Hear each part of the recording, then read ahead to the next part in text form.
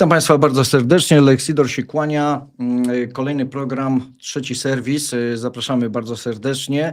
Zapowiadany gość. Ci z Państwa, którzy śledzą nas w mediach społecznościowych, to już wiedzą. Ci, którzy nie śledzą, to zaraz się dowiedzą. Artur Szostaczko jest ze mną. Witam serdecznie. Czas, żeby Artura przedstawić tak dogłębnie, jeszcze będzie, bo to nie jest przypadkowy gość. Proszę Państwa, tak na początku walczymy o 3000 subów. Jesteśmy bardzo blisko, tam dosłownie 150, może mniej tych subów brakuje i dobrze by było, gdybyśmy w tym programie taką liczbę przekroczyli. Byłoby nam bardzo przyjemnie. Oczywiście suby, lajki, podbijanie, pytania. Do pytań pewnie w drugiej części programu przejdziemy, także to jest przed nami. A teraz Artur Szostaczko. Artur Szostaczko, człowiek, który jest mi znany, bo się znamy od wielu, wielu lat. Graliśmy razem na tych samych kortach, na tych samych turniejach, przerabialiśmy niejedną imprezę. Szerszej publiczności, takiej nazwijmy to kanapowej, jesteś znany jako pierwszy trener Igi Świątek. Ale ja pisząc takie zaproszenie do programu, napisałem, że pierwszy trener Igi Świątek, ale to nie była pierwsza styczność z rodziną Świątków w Twoim wykonaniu. No nie, zaczęło się przede wszystkim, bo ludzie o tym nie wiedzą, od Agaty Świątek, która była też czołową tenisistką u nas w kraju, wygrywała Mastersa, Mistrzostwa Polski, była w Paryżu na Longines, tak? To nie był przypadek, a Iga była jakby tą drugą osobą, która przychodziła regularnie ze swoim tatą na korty, odbijała o ścianę obok mojego kortu i już od razu mnie to zainteresowało, bo ty wiesz, o co chodzi. Jeżeli przychodzi dziecko, ma niecałe 6 lat i odbija o ścianę na zmianę forehand, backhand, ganiając siebie i odbija po 20-30 razy, to się zastanawiasz, jak to jest możliwe, nie? Czyli prawdopodobnie tam gdzieś ten bakcyl tenisowy rodzinny przez Igę został połknięty, ale wróćmy jeszcze na chwilę do Agaty, bo też nie wszyscy wiedzą, że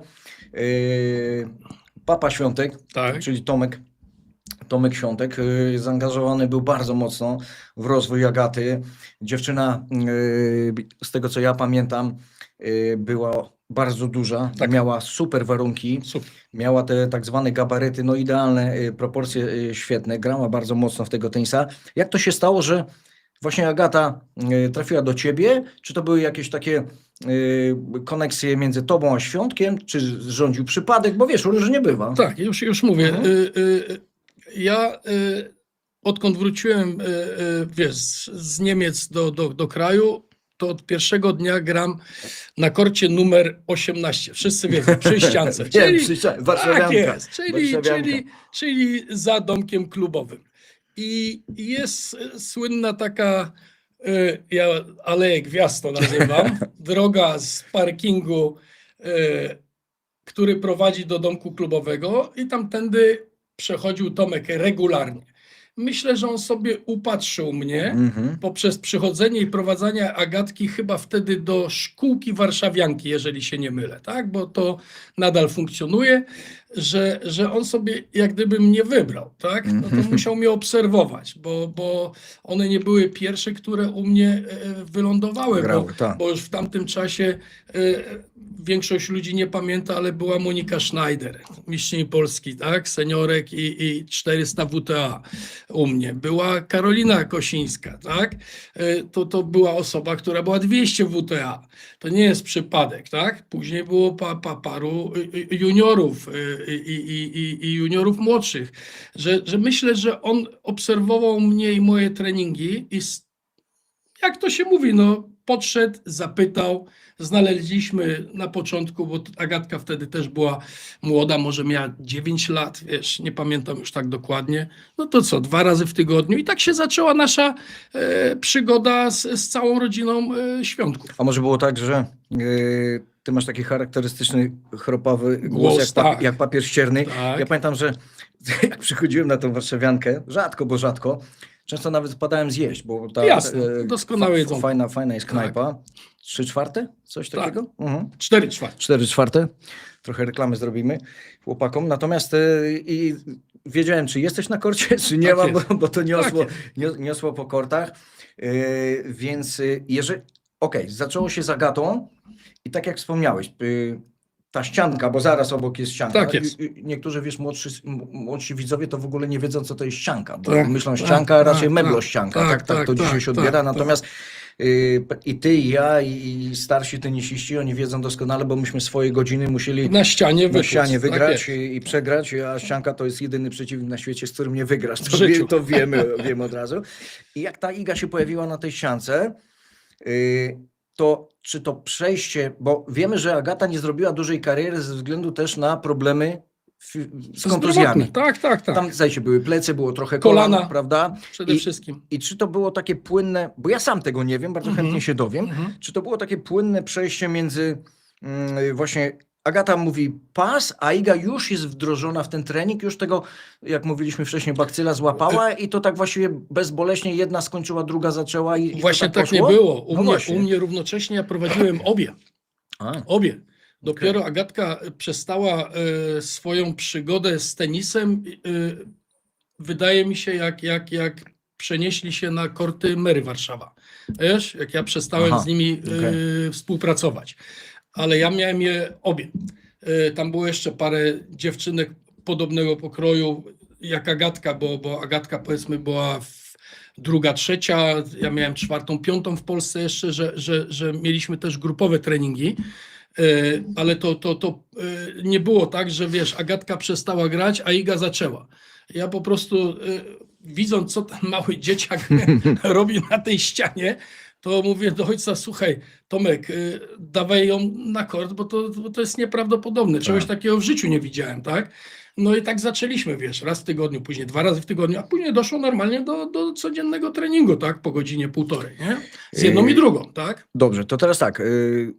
Szybko taśmy musimy przewinąć, bo wiemy doskonale, bo ja też w pewnym momencie swojego tenisowego życia śledziłem z dosyć bliskiej odległości to, co robi Świątek i pewnie to potwierdzisz.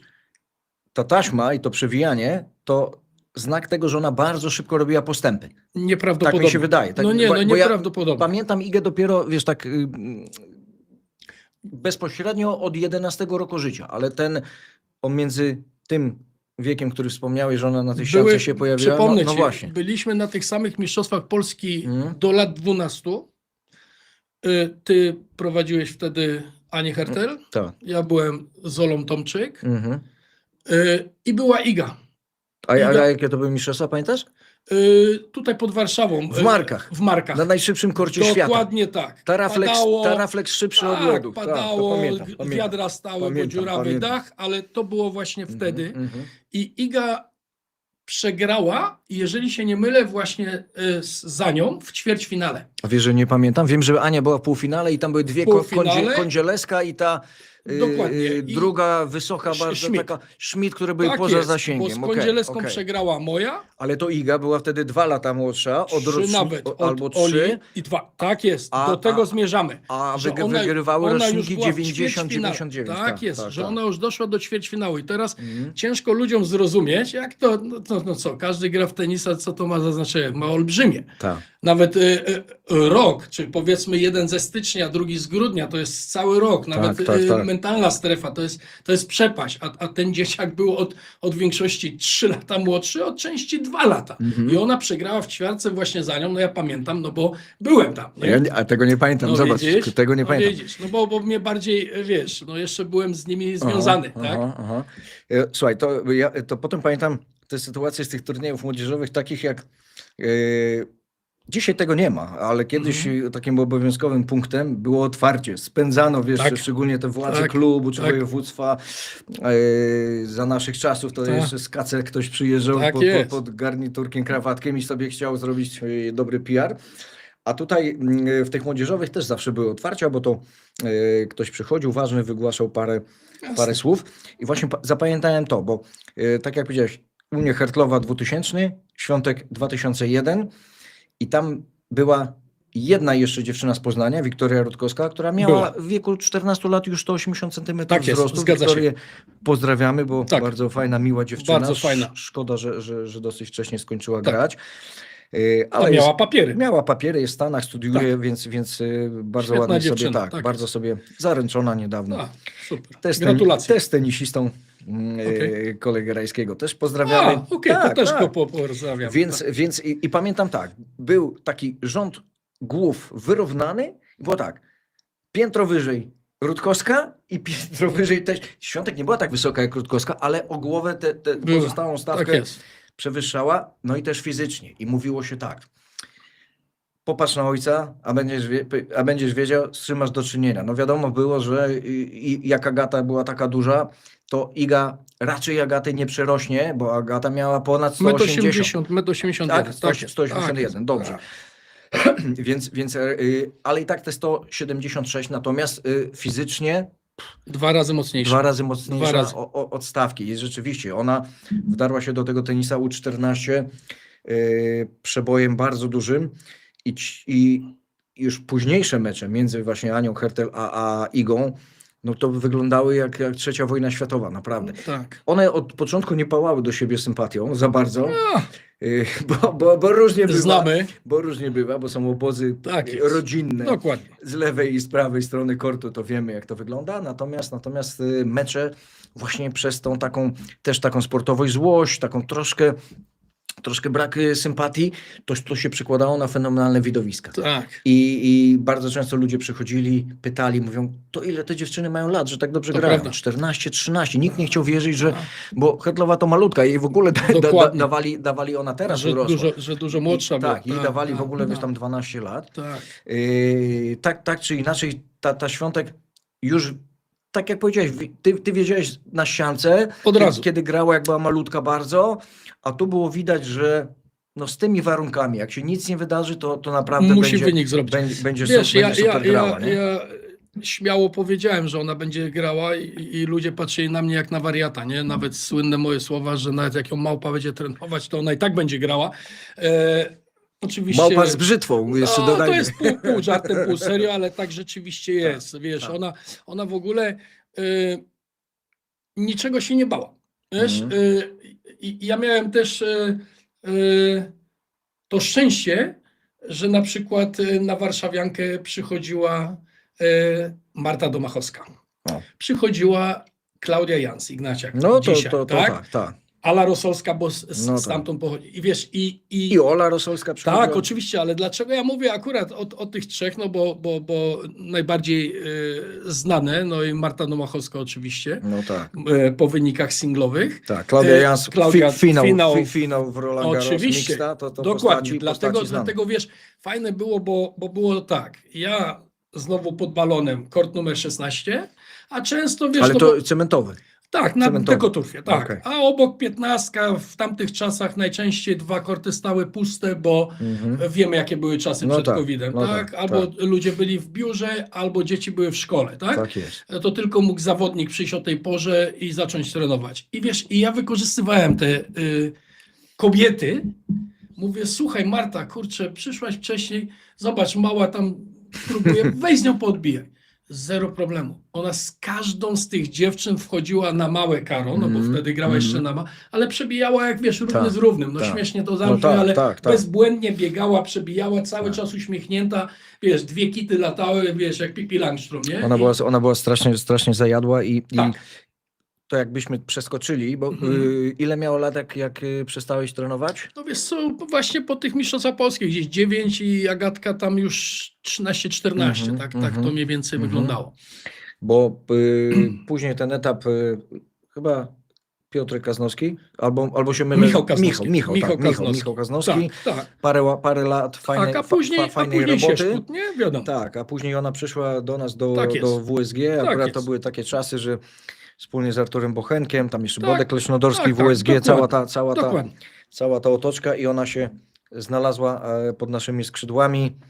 Ciężko było jej tam dobrać. Jeszcze chwilkę przerwę ci, bo jeszcze w międzyczasie epizod, a znamy tego człowieka. Był u ciebie ostatnio Dawid Olejniczak, tak? Że jak na Merę ona tam poszła, to wiem, że Dawid miał z nimi epizod, nawet z Dawidem rozmawiałem, bo nie raz, nie dwa przyjechali jeszcze na Warszawiankę, że rozmawialiśmy razem z Dawidem, ale to mówię, nie wiem jak długi, no na pewno był to jakiś przejściowy etap. Kolejny to był, tak jak mówimy, że parę lat trwający to był Michał Kaznowski, Tak. który zrobił też świetną robotę, a później, tak jak już sam powiedziałeś, wylądowała u was i tak się już to toczyło. Proszę Państwa, mamy 300 widzów na żywo. Zachęcam do czatu, do pytań. Cały czas pamiętajcie o subach, bo walczymy o 3000. Taka ładna, okrągła liczba by się przydała. Więc o to apeluję. I ostatnia rzecz, którą w takim trochę w takim wstępie, to co chciałem podkreślić, to już ten etap taki, gdzie powoli zaczynała grać na poważnie, 16 lat, wygrane Mistrzostwo Świata z Mają Chwalińską i z Dzik Rogodzińską, tak, Stefanią. Zgadza się. Zresztą też bardzo fajna dziewczyna, zapowiadało się, że będzie grała. No, długo grała, nie obok wiem, mnie na korcie, a ja nie wiem, i u mnie też bywała na czy ty korcie. wiesz, że Stefania Rogodzińska-Dzik, kiedy walczyła o Roland Garros, bo to jest, mało ludzi to wie, akurat jej trener był chory i ja pojechałem w zastępstwie na Kiszyniów, stolica Mołdawii. Fenomenalnie, polecam. Jeżeli ktoś ma wolny czas i trochę wolnego grosza, to polecam pozwiedzać, bo tam naprawdę głowa się kręci. Nie no, żartuję. Tam nic nie ma, tam kompletnie, tam jest kompletna katastrofa. Tam jedynie jakaś winnica po czasach ukraińskich gdzieś zabrali im wszystko, nie mają Boża, nie mają nic, kompletnie. Mieszkaliśmy w hotelu, pamiętam, 20 pięter, 8 czynnych i z nudów biegałem po tych schodach góra-dół, żeby trochę zażyć, bo siłowny to nie było. I powiem ci, że jak tak byłem na 15 piętrze i te odgłosy takie, no jakby horror jakiś ktoś kręcił. Ale wracając do Stefanii, 2 turnieje z rzędu drugiej kategorii ITF-u, bo to się zmieniło teraz. Jasne. Emma Raducanu w finale 2 razy. Super. Wiesz? To ciekawa rzecz, bo Emma Raducanu, wiesz, ja poznałem dziadka, poznałem tą Emmę, trenowały fajnie, normalna, skromna dziewczyna, po czym bach, 10 meczów z rzędu bez straty seta, wygrany US Open, do dzisiaj chyba sama nie wie, jak to się wydarzyło. No a Stefania też trochę jeszcze pograła, potem miała perypetie zdrowotne. Ale jak ta fortuna tenisowa potrafi się kręcić, te 2 mecze finałowe, Stefa się dostała wtedy do Rolanda, zagrała, ale jak to się potrafi potoczyć? No kto by przypuszczał wtedy, że mam dziewczynę na wciągnięcie ręki, która wygra wielki szlem i to w takim stylu. Ja myślę, Lechu, że ty też kogoś ograłeś, kto zbliżył się do choć raz wygrania wielkiego szlema, bo ja mam też osoby na rozkładzie. Nie, no ja mam jednego na pewno, nawet 2. Dlatego wydaje mi się, że jakbyśmy tak pogrzebali, wiesz, to mamy wiele osób, których pokonaliśmy sami, a mimo to oni zrobili, a my nie tej kariery. No. Dokładnie, a ja jestem z tego dumny. A nie będziemy płakać, wiesz, nie, pewnie, że tak i tutaj... A jestem dumny, bo ja akurat ograłem 2 wielkoludów, którzy grali cały świat praktycznie na Wimbledonie. Jeden najlepiej serwował na świecie, a drugi zasłynął z tego, że trawa jest dla krów chyba. To ta jego słynna wypowiedź. I teraz tak, ostatni epizod w tym wstępie, trochę długim.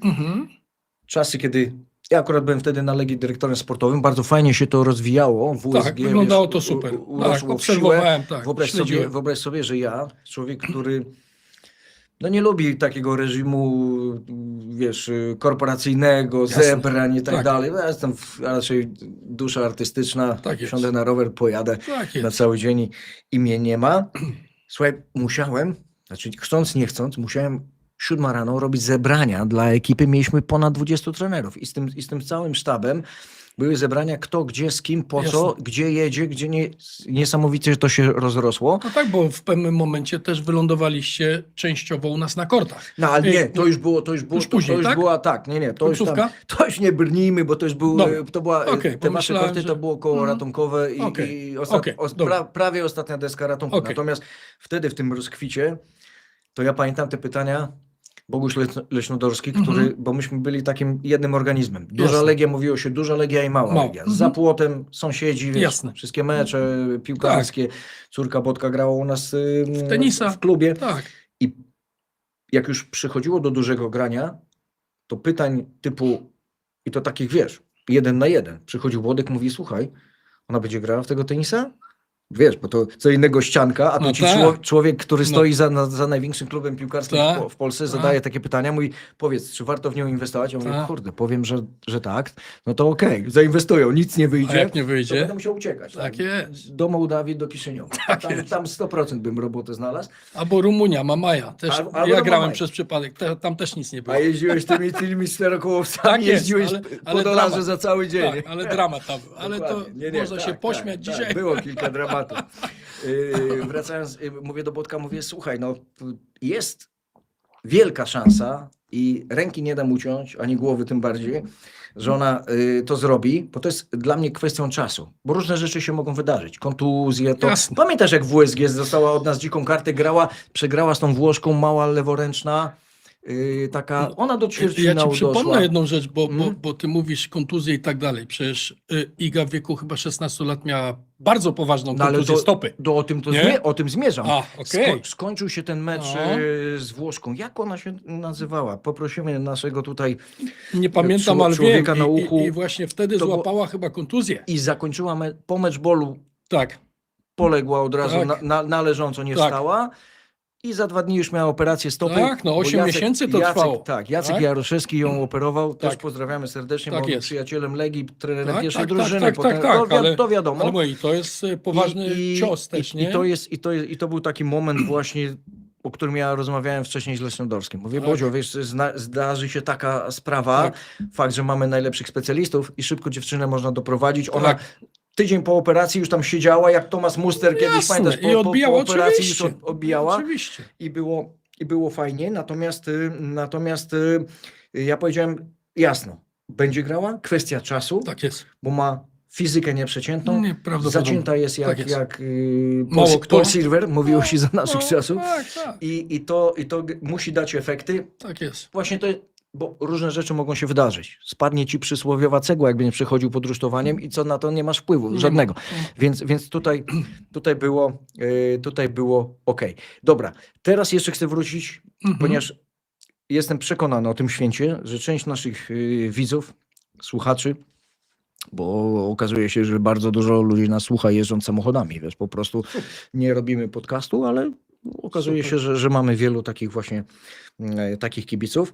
Chciałbym wrócić do genezy twojego tenisa, Mhm. bo nie wszyscy wiedzą, Mhm. że ty urodziłeś się w Legnicy, Tak, a całe środowisko moje, Tak. tenisowe, starsi trochę i młodsi, tak. na hasło Legnica wiedzą, co się działo. Ja mam takie skojarzenia, bo to zaraz dam ci głos i opowiesz. Jasne. Był człowiek, no nie ma, już nie żyje, niejaki Maruniak. Przepraszam, żyję. Żyje Maruniak? Tak. I zaraz wrócimy. Pozdrawiamy. To wycinamy to. Proszę to wyciąć. Tak, Poważnie? tak. To muszę, to wiesz Jestem cały czas z nim w kontakcie. co? O, to nie, To trzeba wyciąć. to trzeba będzie wyciąć, tak? I przepraszam bardzo i bardzo mocno pozdrawiam od razu Tak, trenera Bogdana. trenera Bogdana Tak, Maruniaka. ma się dobrze. Bo do czego zmierzam? Dla mnie, jak wezmę skalę pod uwagę, to on był takim polskim Bolitierim. Zgadza się. Nie chcę, już ci daję głos, czekaj, bo, Mhm. Mów. nie byłbym sobą, gdybym wyliczę parę nazwisk, Okej. jeżeli Kogoś zapomniałeś, pominę, to to dołożę. uzupełnisz. Klan Skrzypczaków. Waldek, Darek najstarszy. Darek, Waldek i Adaśko. Zgadza się. Robert Gołębiowski. Tak. Robert Weremczuk. Zgadza się. Paweł Bobik. Zgadza się. Artur Szostaczko. Tak jest. I Paweł Stadniczenko. Tak. A I jeszcze- teraz lecę dalej. Lecisz dalej jeszcze? Tak. O rany. Paweł Motylewski. A i Paweł Motylewski. No tak. Wąsewicz. Wołąsewicz, Jaro, trener. Jaro, trener kadry. PZPN. Tak. Mm. Wiesz, była rodzina Toporów. A Nieźle Robina grająca. Toporów, tak. Arek i Tomek Topór, Mhm, tak? mhm. To tak, wiesz... Wystarczy. No dobra. Ile można? No wystarczy, tak, bo wiesz, jak kiedyś za naszych czasów było Mistrzostwa Polski, to było to coś, tak? Tak. Wszyscy grali, nie było czegoś takiego, że mi się nie opłaca, ja tego nie robię, tak? Jakbyśmy, wiesz, przypomnieli sobie czasy, że my byliśmy powiedzmy 1-2 w Polsce w juniorach i musieliśmy na początku grać eliminację w seniorskich mistrzostwach Polski. No tak. No i później tam gdzieś dochodziliśmy do ćwiartki, tak? Na początku, jak byliśmy młodymi ludźmi, nie? Bo później to wiadomo, że ty wygrywałeś, ja wyjechałem, ale to, wiesz, to strasznie dużo ludzi grało w tego tenisa, Tak, nie? to coś niesamowitego. Że- Poczekaj chwilkę, sprawdzę, bo tu się nasi widzowie domagają, żeby się przenieść do czasów współczesnych. Dobrze. To tak, mamy na tapecie szybciutko. Jeszcze będę miał, jak już omówimy trochę to, co się dzieje teraz na bieżąco, to jeszcze będę miał dwie takie trochę śmieszne historie. Mam nadzieję, że je pamiętasz. Nasza wspólna Czekam, wycieczka. Nasza wspólna Do wycieczka. Belgii? Antwerpia? Poczekaj. Wszystkie opowiadam. Tak. Będziemy jeszcze o tym rozmawiać. Dobra, zakończył się Katar. Mieliśmy 3 przedstawicielki. Była Iga, była Frank jako lucky loserka Tak jest. i Linetka. była Linetka. Mhm. No, nie chciałbym tutaj sprawy demonizować, ale jak zobaczyłem Igę w pierwszym meczu, Mhm. to pomyślałem sobie, po Australii głodna gry, żądna rewanżu i powiem Ci szczerze, wyglądało to naprawdę świetnie. Zaraz sobie tutaj odświeżę tabelę, bo mam tabelę. O właśnie. Świątek była rozstawiona z 1, wiadomo, tam były wycofania i to troszkę psuło nam obraz, bo miała być i Sabalenka, ale Tak, Sabalenka ale się dosyć szybko, wycofała, potem się wiadomo. Pegula wycofała, Tak, Kiss się wycofała, tak. cała masa dziewczyn, Ale Goff była, ale Rybakina była tak, przecież. była Świątek. Anisimowa, tak, to było kim grać. dokładnie, jeżeli chcesz, to Świątek, Rybakina, Anisimowa, Goff, Andrzejewa, Tak jest. Paulini, Svitolina i No. Aleksandrowa. I tak trochę kryzysem zapachniało, bo Haddad Maja, myślałem, że będzie przeciwniczką Igi. Wyszła z dziką kartą Janice Tien. No i stąd Tien 6-0, 6-3, szybko. Tak. Chociaż taki mały zgrzyt w drugim secie, No. odrobinkę szło pod górę. Potem przypuszczałem, że Mertens po wygraniu Australian Open Tak, dla turnieju dobrze, no i dobrze grała też singleta. i dobrze grała w singlu, Tak, tak. ale się okazało, że Kasatkina Tak. odrobiła pracę To domową, prawda. przede wszystkim w przygotowaniu fizycznym, Tak. bo pamiętasz te mecze między Kasatkiną a Świątek, tam nie było Co zbierać. podejścia, tak, Nie, bo nie, było za kompletnie. szybko, za Tak, głęboko tak. i za wysoko Dokładnie. piłki skaczące. Ona Dokładnie tak. praktycznie jak taka dziewczynka Tak, jak seniorka z juniorką do bicia. wygrała, nie? No, I tu pierwszy taki zgrzyt. 5-7, pierwszy set. to prawda. Przecieramy oczy ze zdumienia, co się dzieje z tą Zdziwienie. Kasatkiną. Tak, No, a później wracamy do normy, nie? 6-1 chyba. Tak, nie? którędy ona No, to zrobiła. tak, I potem 6-1 już można Tak. powiedzieć po staremu. po staremu. Po staremu. Jedna rzecz nie dawała mi spokoju w trakcie tego meczu, mianowicie dosyć duża nerwowość na ławce, Mhm. na ławce szeroko rozumianej, bo Jasne. nie ma Maćka Ryszczuka, siedział Fiset, siedziała Daria, siedział Tomek Moczek już Tak. i ten zapasowy fizjoterapeuta, Mhm. który zastępuje Ryszczuka. I mimo tego, że gra Iga z dziewczyną, nad którą ma potężną przewagę psychologiczną, Jasne. bo ile tych meczów było między nimi, gdzie Kasatkina już w szatni przegrywała, już było widać, że wychodzi na ten mecz praktycznie bez wiary w cokolwiek. Tak. I ona wygrywa 7-5. Zaskoczenie. Ja patrzę trochę inaczej, staram się te mecze oglądać. Patrzę na Kasatkinę, na jej twarz, jak reaguje po wymianach, po fajnie wygranych piłkach. I Kasatkina tak, wiesz, rzucała z podełba wzrokiem na drugą stronę, Troszkę zdziwiona. bo tak nie No. bardzo wiedziała, co się dzieje. Tak, co Bo ją by- będzie jeszcze czekać? Bo było nie? bardzo dużo Tak. takich dziwnych, nerwowych reakcji Tak. Igi. Znowu zaczęły się jakieś takie gesty dziwne. Kamera oczywiście, jak to kamera wścibska, rzucała obraz raz na zawodniczkę, Jasne, raz na jasne. boks. Wiesz, przyznam szczerze, nie do końca te reakcje i ta wymiana często zdań z tym boksem mi się podobała, z tym, że akurat powiedzmy sobie jasno, że Fiset, czyli ten, który powinien mieć głos decydujący, on siedział cicho, się nie odzywał. Coś tam kiwnął głową, 2 razy coś powiedział, ale nie mógł się przebić przez Darię Abramowicz, Tak, która tak jest. zachowywała się, no, rozmawialiśmy jak nie pani psycholog, tylko jak rodzic, któremu zależy, obgryza paznokcie, To bo wiemy, prawda. jak rodzice, Dokładnie tak, prawda? dokładnie tak. Oni gestykulują, ja Tak. przerabiam jednego ojca, drugiego, trzeciego, ty tak samo. Ja tak samo. Tak. I to było troszkę dziwne. I właśnie patrzyła Kasatkina tak zaskoczona, zdziwiona, no z tym, że potem wyszło szydło z wora przysłowiowe i Iga zdominowała ją fizycznie. Jak zwykle było już Normalnie. trochę do jednej bramki, ale jedna rzecz mnie zdziwiła. Mianowicie, w pewnym momencie kamera skierowana na boks naszej zawodniczki. Wszyscy siedzą ładnie, jeden Jasne. na obok drugiego. Wszyscy nerwowi, bo to jest ten akurat moment, gdzie nie szło. Potem jest zmiana, kamera się ślizga gdzieś po trybunach, wraca na Igę i nagle jest kolejny kadr Mhm. na boks. Ja patrzę, Fiset siedzi sam. Mówię, co się dzieje? Mhm. 3 krzesełka, które były zapełnione przez resztę Opuszczone składu, zostały. opuszczone. Mhm. I kadr na tyle wąski, że widać tylko jego, nic więcej. Myślę, co się stało? Oni Mhm. poszli, nie wiem, na przerwę, na papierosa toaletowa, Tak. o co chodzi? Tak. Za jakiś czas ta kamera Wraca. zorientował się widocznie ten, który prowadził transmisję, bo tam zawsze Jest. reżyser jakiś jest. Szerszy był kadr i wyższy i zobaczyliśmy, że ten skład cały z tej samej ławki, on się przesiadł piętro wyżej. Nie wiem, czy ty miałeś takie wrażenie, bo w pewnym momencie pokazały kamery Igę i ona zrobiła jakiś taki dziwny gest niedowierzania, zdziwienia, co się dzieje, gdzie są ci ludzie, dlaczego oni nie siedzą razem. I teraz pytanie, czy takie rzeczy to z premedytacją jest działanie, żeby trochę Obudzić? żeby trochę może pobudzić, albo może żeby, wiesz, skupiła się tylko na trenerze, dali mu trochę wolnej ręki, no tylko Arturo, to nie zagrało, bo on nadal siedział i praktycznie Cichy. i był cichy. Wiesz, sam grałeś w tenisa, zwłaszcza na drużynówkach, gdzie miałeś kontakt, bo wtedy tylko miałeś No kontakt tak, z trenerem no tak, na no tak. drużynówce, nie?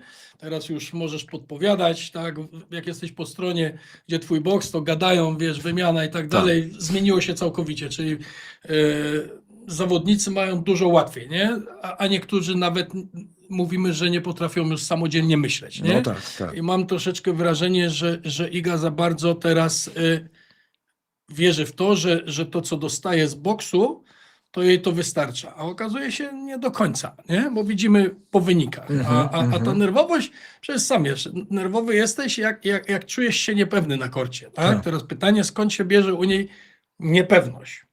Ja zawsze przypominam sobie niepewność i nerwowość pytana parę ładnych lat temu jeszcze jak grała Maria Szarapowa. Tak. Ona miała taki tenis zero-jedynkowy. No Jak oczywiście. szło, to nie było mocne, Tak jest. a jak nie szło, to Kwitowa była druga. klęska Tak samo. w drugą stronę. Tak. I w pewnym momencie zauważono i cały świat to zauważył, że Szarapowa się odwraca, grzebie w strunach, To było. coś tam majdruje.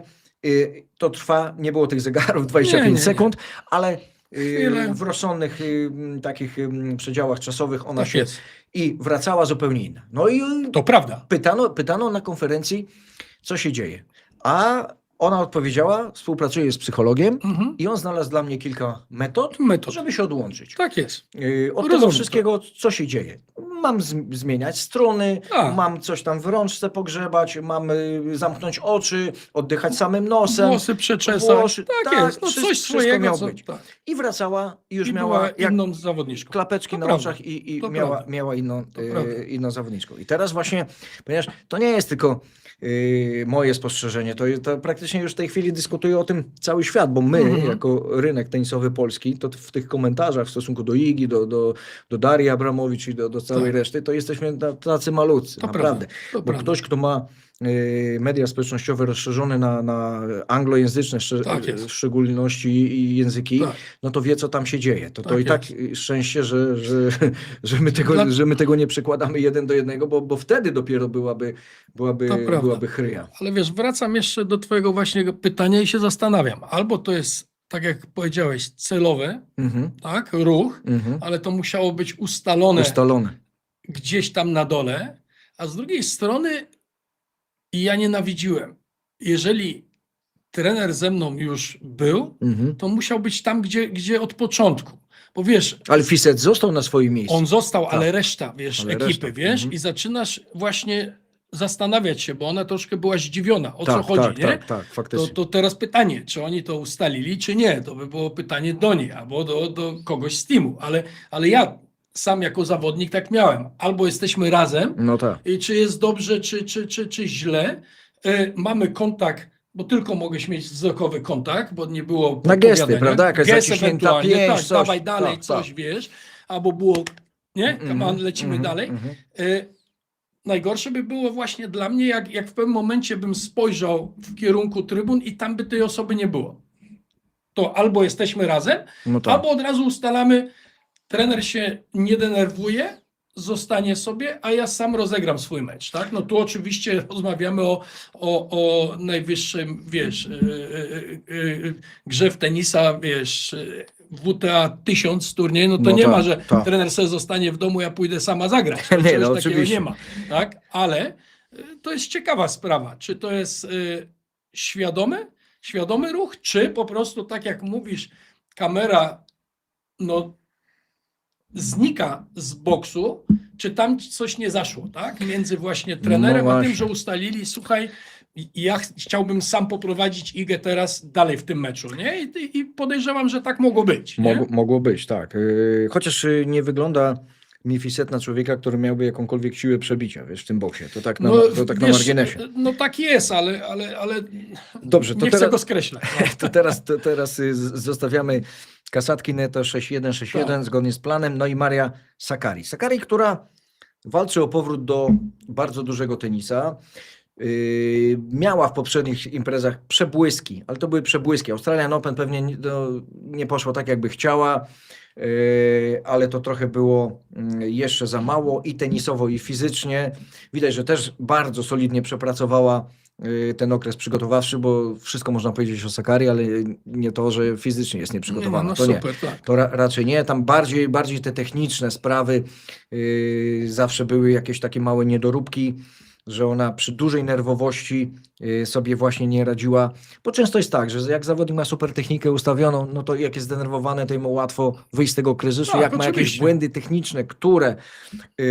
No u Igi widzimy na forehandzie, no tak? tak, Te błędy, które wychodzą, nerwy, no to widać wtedy jest gołym tak. okiem, tak? No i przychodzimy do meczu z Sakkari. Mhm. I mecz Sakkari, jak ktoś zna rywalizację między nimi, to i bierze pod uwagę to, co się działo w przeszłości, Tak. no to tak różowo nie było, bo Sakkari w przeszłości bardzo często z Igą wygrywała i ten bilans był dosyć bliski. Zaczęło się od pewnego zwycięstwa 6-2. Ja widziałem pierwszy set i trzeci. Mhm. Widziałem pierwszy set, mówię, dobra, nie ma co. Po meczu. Jest po meczu, Norma. już jest Tak. norma, jest świetne bieganie. ten. Tak.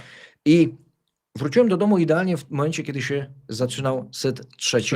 Mhm. I zadzwonił do mnie niejaki Karol Stopa, który Mhm. bardzo często do mnie dzwonił. Mhm. Nie wiem dlaczego, ale jakoś tak się uwziął. Może cię lubi. Trochę razem żeśmy już przerobili Mhm. tych tematów i mówi, słuchaj, słabo to widzę, Iga jest nerwowa, to Mhm. nie jak szewc, Okej. rakietę zaraz połamie, no nie może się skoncentrować, nie może się na niczym skoncentrować absolutnie, nie ma pomysłu na granie i tak dalej, i tak dalej. Ja mówię, słuchaj, zaraz włączę telewizor, zobaczę. I pogadamy. Zrobiło się 2-5. Tak. prawda. Szybki odjazd na 2-5. I okej, uprzedzamy fakty, doszła Iga na po 5. Sakkari było widać, że przy 2-5, przy 5-2 dla siebie, ona wcale nie była pewna, że ona ten mecz wygra. Bo ona pamięta, jak Świątek potrafiła odwracać mecze, Oczywiście. jaka jest W każdej waleczna, chwili. jak Tak jest. biega. Tak I jest. to było widać, że ona tak to 5-2 bierze w ciemno, Tak, ale nie jest ale pewna. nie, jeszcze Tak jest. są takie Długa mecze. droga jeszcze. Tak, są takie Tak. mecze, masz 5-2, wiadomo, pełen To z jednym luzik, brekiem tak? było, to To z trzeba jednym brekiem, no podkreślić, tak, no bo to to nie jest dużo. Bo to układ gemów tylko Tak jest. tak wynika. No i się zaczyna 3-5, 4-5, Jasne, po 5. I słuchaj, nastąpiła sytuacja przez te kolejne gemy, było ich 2, co najmniej dla mnie dziwna. Mhm. Z punktu widzenia trenera, byłego grającego człowieka i z tego względu, że wiemy obaj, jak gra Iga, jakie są jej największe atuty. I tu cofnę się do jednego z pierwszych wywiadów z Fisetem po objęciu stanowiska Mhm. szkoleniowego właśnie po Wiktorowskim. Wywiad z października chyba 2024 chciałbym, żeby Iga grała więcej przy siatce. Okej. Więc jak z ręką na sercu zrobimy taką statystykę, to przez te kolejne miesiące, kolejny rok nic takiego nie miało miejsca. Nie. Nic takiego nie miało miejsca. To nie tylko ja, nie tylko inni dziennikarze, ten słynny plan B, chcieliśmy Tak. jakichś zmian właśnie, żeby on odcisnął swoje piętno Zgadza się. pracy na Ale tenisie. nic nie widać. Nic nie widać. I co się stało w meczu z Sakkari? Dla mnie rzecz niewyobrażalna, bo nagle Iga w jakimś amoku dziwnym zaczęła atakować bez przygotowania, Tak jest. grać woleje w ogóle Tak jest. z pozycji, które są rany boskie, nie wiadomo skąd. Martwa strefa. Łącznie z piłką meczową. Wszyscy widzieli. Jeden się ładnie atak udał, Tak. ale to był 1 na 5. Zgadza Złe się. wybory, zły czas. Oczywiście. I poszła tam jakby... Jakie ja miałem myśli od razu? Nie wiem, czy się ze mną zgodzisz, zaraz powiesz, co o tym pomyślałeś. Ja miałem dwie myśli. Idę, bo gdzieś tam odblokował się pomysł, że muszę grać uniwersalnie, ale moim zdaniem to kompletnie nie ten Bez moment. sensu, Kompletnie nie ten moment, Tak. bo nie tędy droga, żeby było wygrać. Żeby Trzeba wygrać, z tak. Sakkari akurat w tym momencie, jak się doszło do po Docisnąć. 5, Tak jest. bo to były prezenty. Te Tak. ataki w większości to były Tak, prezenty. tak, tak. To się Ona zgadza. nawet do pola serwisowego nie dochodziła. Parę razy została No, w złapana martwym punkcie. na, go zie na został. ziemi. Tak, Tak, martwa oczywiście. strefa, w buty dostajesz, Tak, jest koniec. koniec. I za szybko parę ataków, gdzie akcja się kończyła po ataku. Jasne. I to trochę właśnie było, no mam grać uniwersalnie, no to gram, no tylko przestrzelony moment. I przyszło mi do głowy taka stara maksyma, szczególnie z piłki nożnej, jak się chce... Laga do przodu? Nie. Ktoś trafi, nie? Jak drużyna chce, to No. gra tak, żeby trenera zwolnić. A no tak, to Ale prawda. to gdzieś tak mówię, może Okej. to moje takie, wiesz, Okej. wyobrażenia, może fantazja, Okej. fantazja mnie poniosła. Co powiesz na ten temat? Bo właśnie z punktu widzenia kanapowca z pilotem, Tak. których mamy w Wielu, internecie tak. mnóstwo. I lubią hejtować później tych, co... Oczywiście. No. To jest praktycznie ich opinia na podstawie większości komentarzy tenisowych, z którego towarzystwo jest niestety dla dyscypliny trochę, wiesz, zbratane z obozem Darii, bo się potem boją, że nie dostaną wywiadu przez pół roku albo przez 3 lata. Zgadza Kto się się. staliście, Tak. a opowiadają kompletne bzdury. Ja się z tym nie mogę zgodzić, bo po to tam jesteśmy, żeby opowiadać to, co się dzieje. Nie, żeby hejtować Igę. Bo Nie. Bo Jej na przykład, nikt nie hejtuje, bo ja dzisiaj wstałem lewą nogą, Tak. mówię, ale dzisiaj mam mecz Igi, to ja je tam dołożę do pieca. Tak, Nie. nie. Opowiadamy, żeby Państwo też mieli jasność, komentując mecze, staramy się, przynajmniej ja, opowiadać, co się dzieje, dlaczego się dzieje i co ewentualnie można byłoby zmienić, ale też nie do końca, bo mamy drugą rakietę na świecie i ona Oczywiście. sama dokonuje wyboru. Oczywiście. Ale to, co się stało z Sakkari, Tak. to obojętnie obok tego nie można przejść. No nie, Absolutnie. sam wiesz, no praktycznie wracając z 2-5 wyniku, Mhm. no to wrzucamy, zwłaszcza przy jej umiejętności poruszania się, tak zwaną rzeźbę. No Bo właśnie. ja muszę dociągnąć ten mecz, bo ja już mentalnie w tym momencie byłam nad Sakkari, tak? No bo Sakkari No bo serwowała wróciła nam, do gry, wróciła do gry, tak? I później właśnie, tak jak mówisz, takie bezsensowne ataki, to tak jak mówisz, jak dziecko we mgle się zachowała, tak? Co ona chciała udowodnić trenerowi, że teraz, bo przerobiliśmy, nie wiem, 2 dni temu atak, to będę teraz atakować. Właśnie bardzo dziwna sytuacja, bo albo chcesz wygrać mecz, no to bazujesz na tym, co w danym momencie najlepiej potrafisz, Tak. no bo na podstawie, wiesz, no wiele osób nie wie, ale na podstawie techniki, to co masz, układasz sobie taktykę. Jeżeli Iga nie gra do końca woleja dobrze, nie czuje się tam, bo wiemy, no to przecież nie układasz taktyki w ostatnich 2 gemach, No tak. żeby lecieć na siatkę. No tak jakby, wiesz, dobrze, że jeszcze surfem volley nie grała, no wiesz, No tak. bo sobie wyobraziła, ja będę teraz Borysem Beckerem. No nie. I dlatego to jest dziwne. Nie wiem, czy, wiesz, no bo to pół żartem, pół serio, czy zagrała pod to, żeby zmienić trenera. No to myślę... Tak na marginesie, No, to no. ty też byłeś świadkiem, bo Tak. nawet żeśmy o tym rozmawiali. poszła jakaś kaczka dziennikarska, plotka przez internet, Tak, czytałem, że niby Facebook, już przez tak, Xa tak. przewinęły się jakieś informacje, treści dziwne, że Fisset już jest out, że Carlos Rodriguez, a Carlos Rodriguez to trener Justin Neneo, Zgadza się. wieloletni, tam Tak, 14 tak, lat tak, tak. chyba Zgadza się. razem byli, ale to na razie są niepotwierdzone Nie no, informacje plotki, wyssane z plotki, palca. plotki.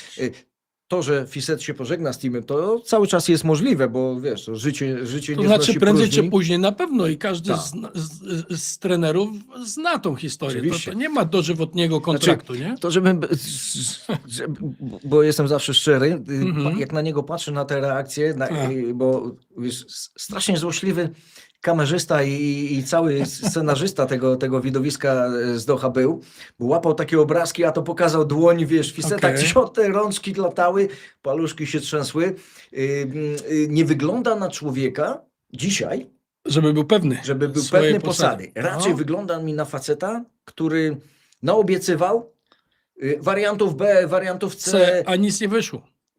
za- bo- a no. wygląda na człowieka, który modli się, żeby ostatniego dnia miesiąca, jeżeli tak są umówieni, przyszła kasa i co będzie dalej. Mhm. No, to jest takie trochę nieeleganckie, brutalne wręcz, ale tak ja to widzę, bo to, jeżeli ktoś jest spokojny, pewny roboty, nie reaguje tak. Kompletnie. I też Iga na podstawie tego można wysnuć takie wnioski, bo to takich wybuchów, jak w meczu z Sakari, Tak.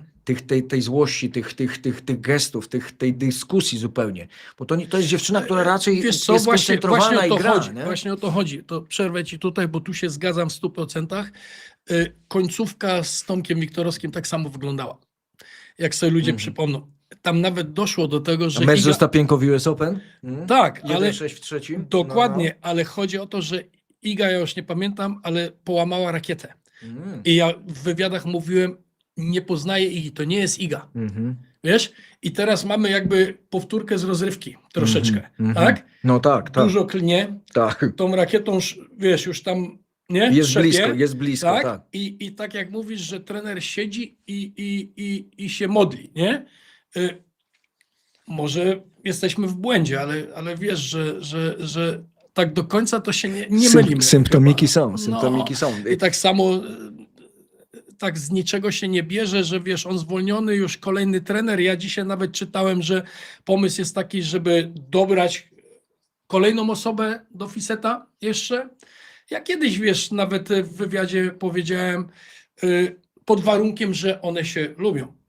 I zasugerowałem, że żeby Iga grała bardziej kombinacyjnie, albo żeby nauczyła się lepiej grać w defensywie, no to kto lepszy byłby niż nasza Agnieszka Radwańska. O, rzeczywiście, tak. Tak? Poczekaj, bo żebyśmy tutaj byli w zgodzie z naszym czatem, program nasz ma pytanie, co zawodził Świątek. Chwilę się skupmy na tym. Ja nie chciałbym tutaj jakieś tyrady wygłaszać, co zawodzi, bo nie mamy czasu, ale przede wszystkim wydaje mi się, że zawodzi po pierwsze sposób i pomysł na granie. Bo Zgadzam się w jeżeli 100%. Iga dla mnie skała w defensywie, biegająca, Tak, nagle stara się mecze wygrywać w sposób Jeleny nieracjonalny. Ostapienko, Nie. która gra na 2 uderzenia na 3, tak. to się pytam, Po co? mając taki Tak, potencjał fizyczny, oczywiście. po co? Tak. Po diabła ona się tak śpieszy. To jest to pierwsze spostrzeżenie.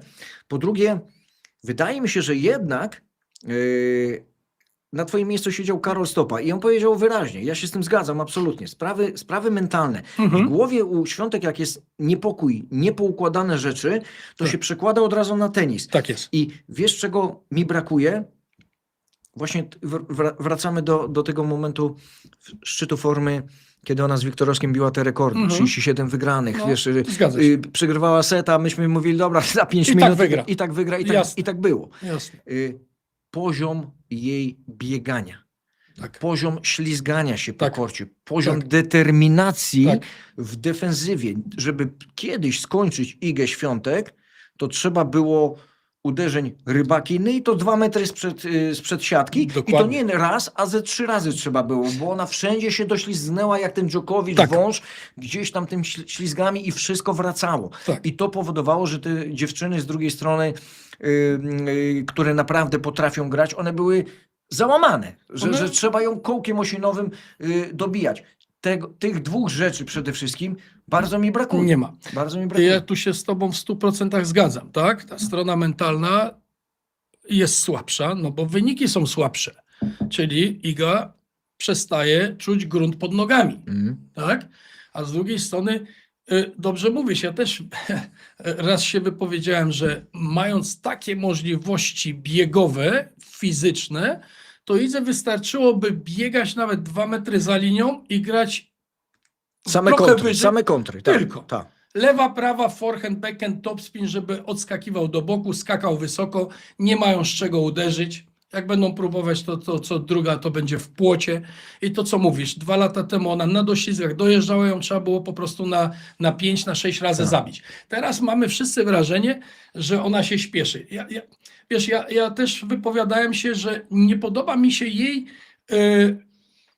styl gry, nawet kiedy ona wygrywa 6-1, 6-0, wiesz, gra pierwszą rundę, drugą rundę, 100, nie wiem, 80 na świecie, tak?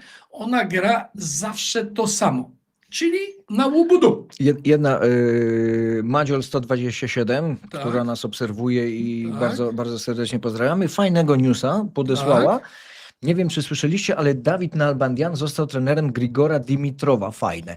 Ja bym powiedział nawet, Super. że bardzo fajne, dlatego że Super. Nalbandian, misiu z Argentyny, Tak, uwielbiałem patrzeć fenomenalny, na no jego oczywiście. tenis. Zostaje Super. trenerem Dymitrowa, który jest tak jedną nogą już poza turem, karierą. tak. I co mi przychodzi od razu do głowy? Djokovic i Marej. Andy Murray. Dokładnie. Oczywiście. To wiadomo, że tam nie wypaliło.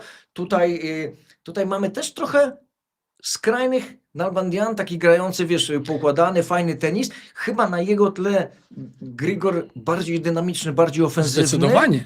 Nie wiem, czy to zagra, ale wiesz, to zostawmy, bo to jest melodia przyszłości w każdym A, razie. będziemy obserwować. Tak, Fajny news. Madziolowi dziękuję, No, bo to jest super, fajny news. Tak. I jedziesz dalej.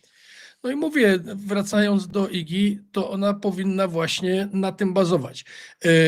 Wracając właśnie pod okiem Wiktorowskiego. Ona serwowała wolniej, no bo cały czas rozmawiamy o tym serwisie, ja też tłukę na temat serwisu, ale tam jest techniczny, duży błąd, którego nie dotykają, nie wiem dlaczego, ale przy Tomku serwowała niby najczęściej te same kierunki, ale serwowała kika, który powodował, że dawał jej szansę na ustawienie się. Bezpieczeństwo. Tak, No właśnie. ta piłka nie wracała tak szybko, jak teraz jej wraca. Mhm. Zauważ, teraz No, ona ale serwuje szybciej, widzisz, i bardziej spłaszczyła. dobrze, że poruszyłeś ten wątek, bo ja słucham, tak przynajmniej od roku, takich przyjemnych, pozytywnych komentarzy. Panie Lechu, niech pan powie coś o serwisie Igi i tak dalej, jak to poprawić, jak to zmienić.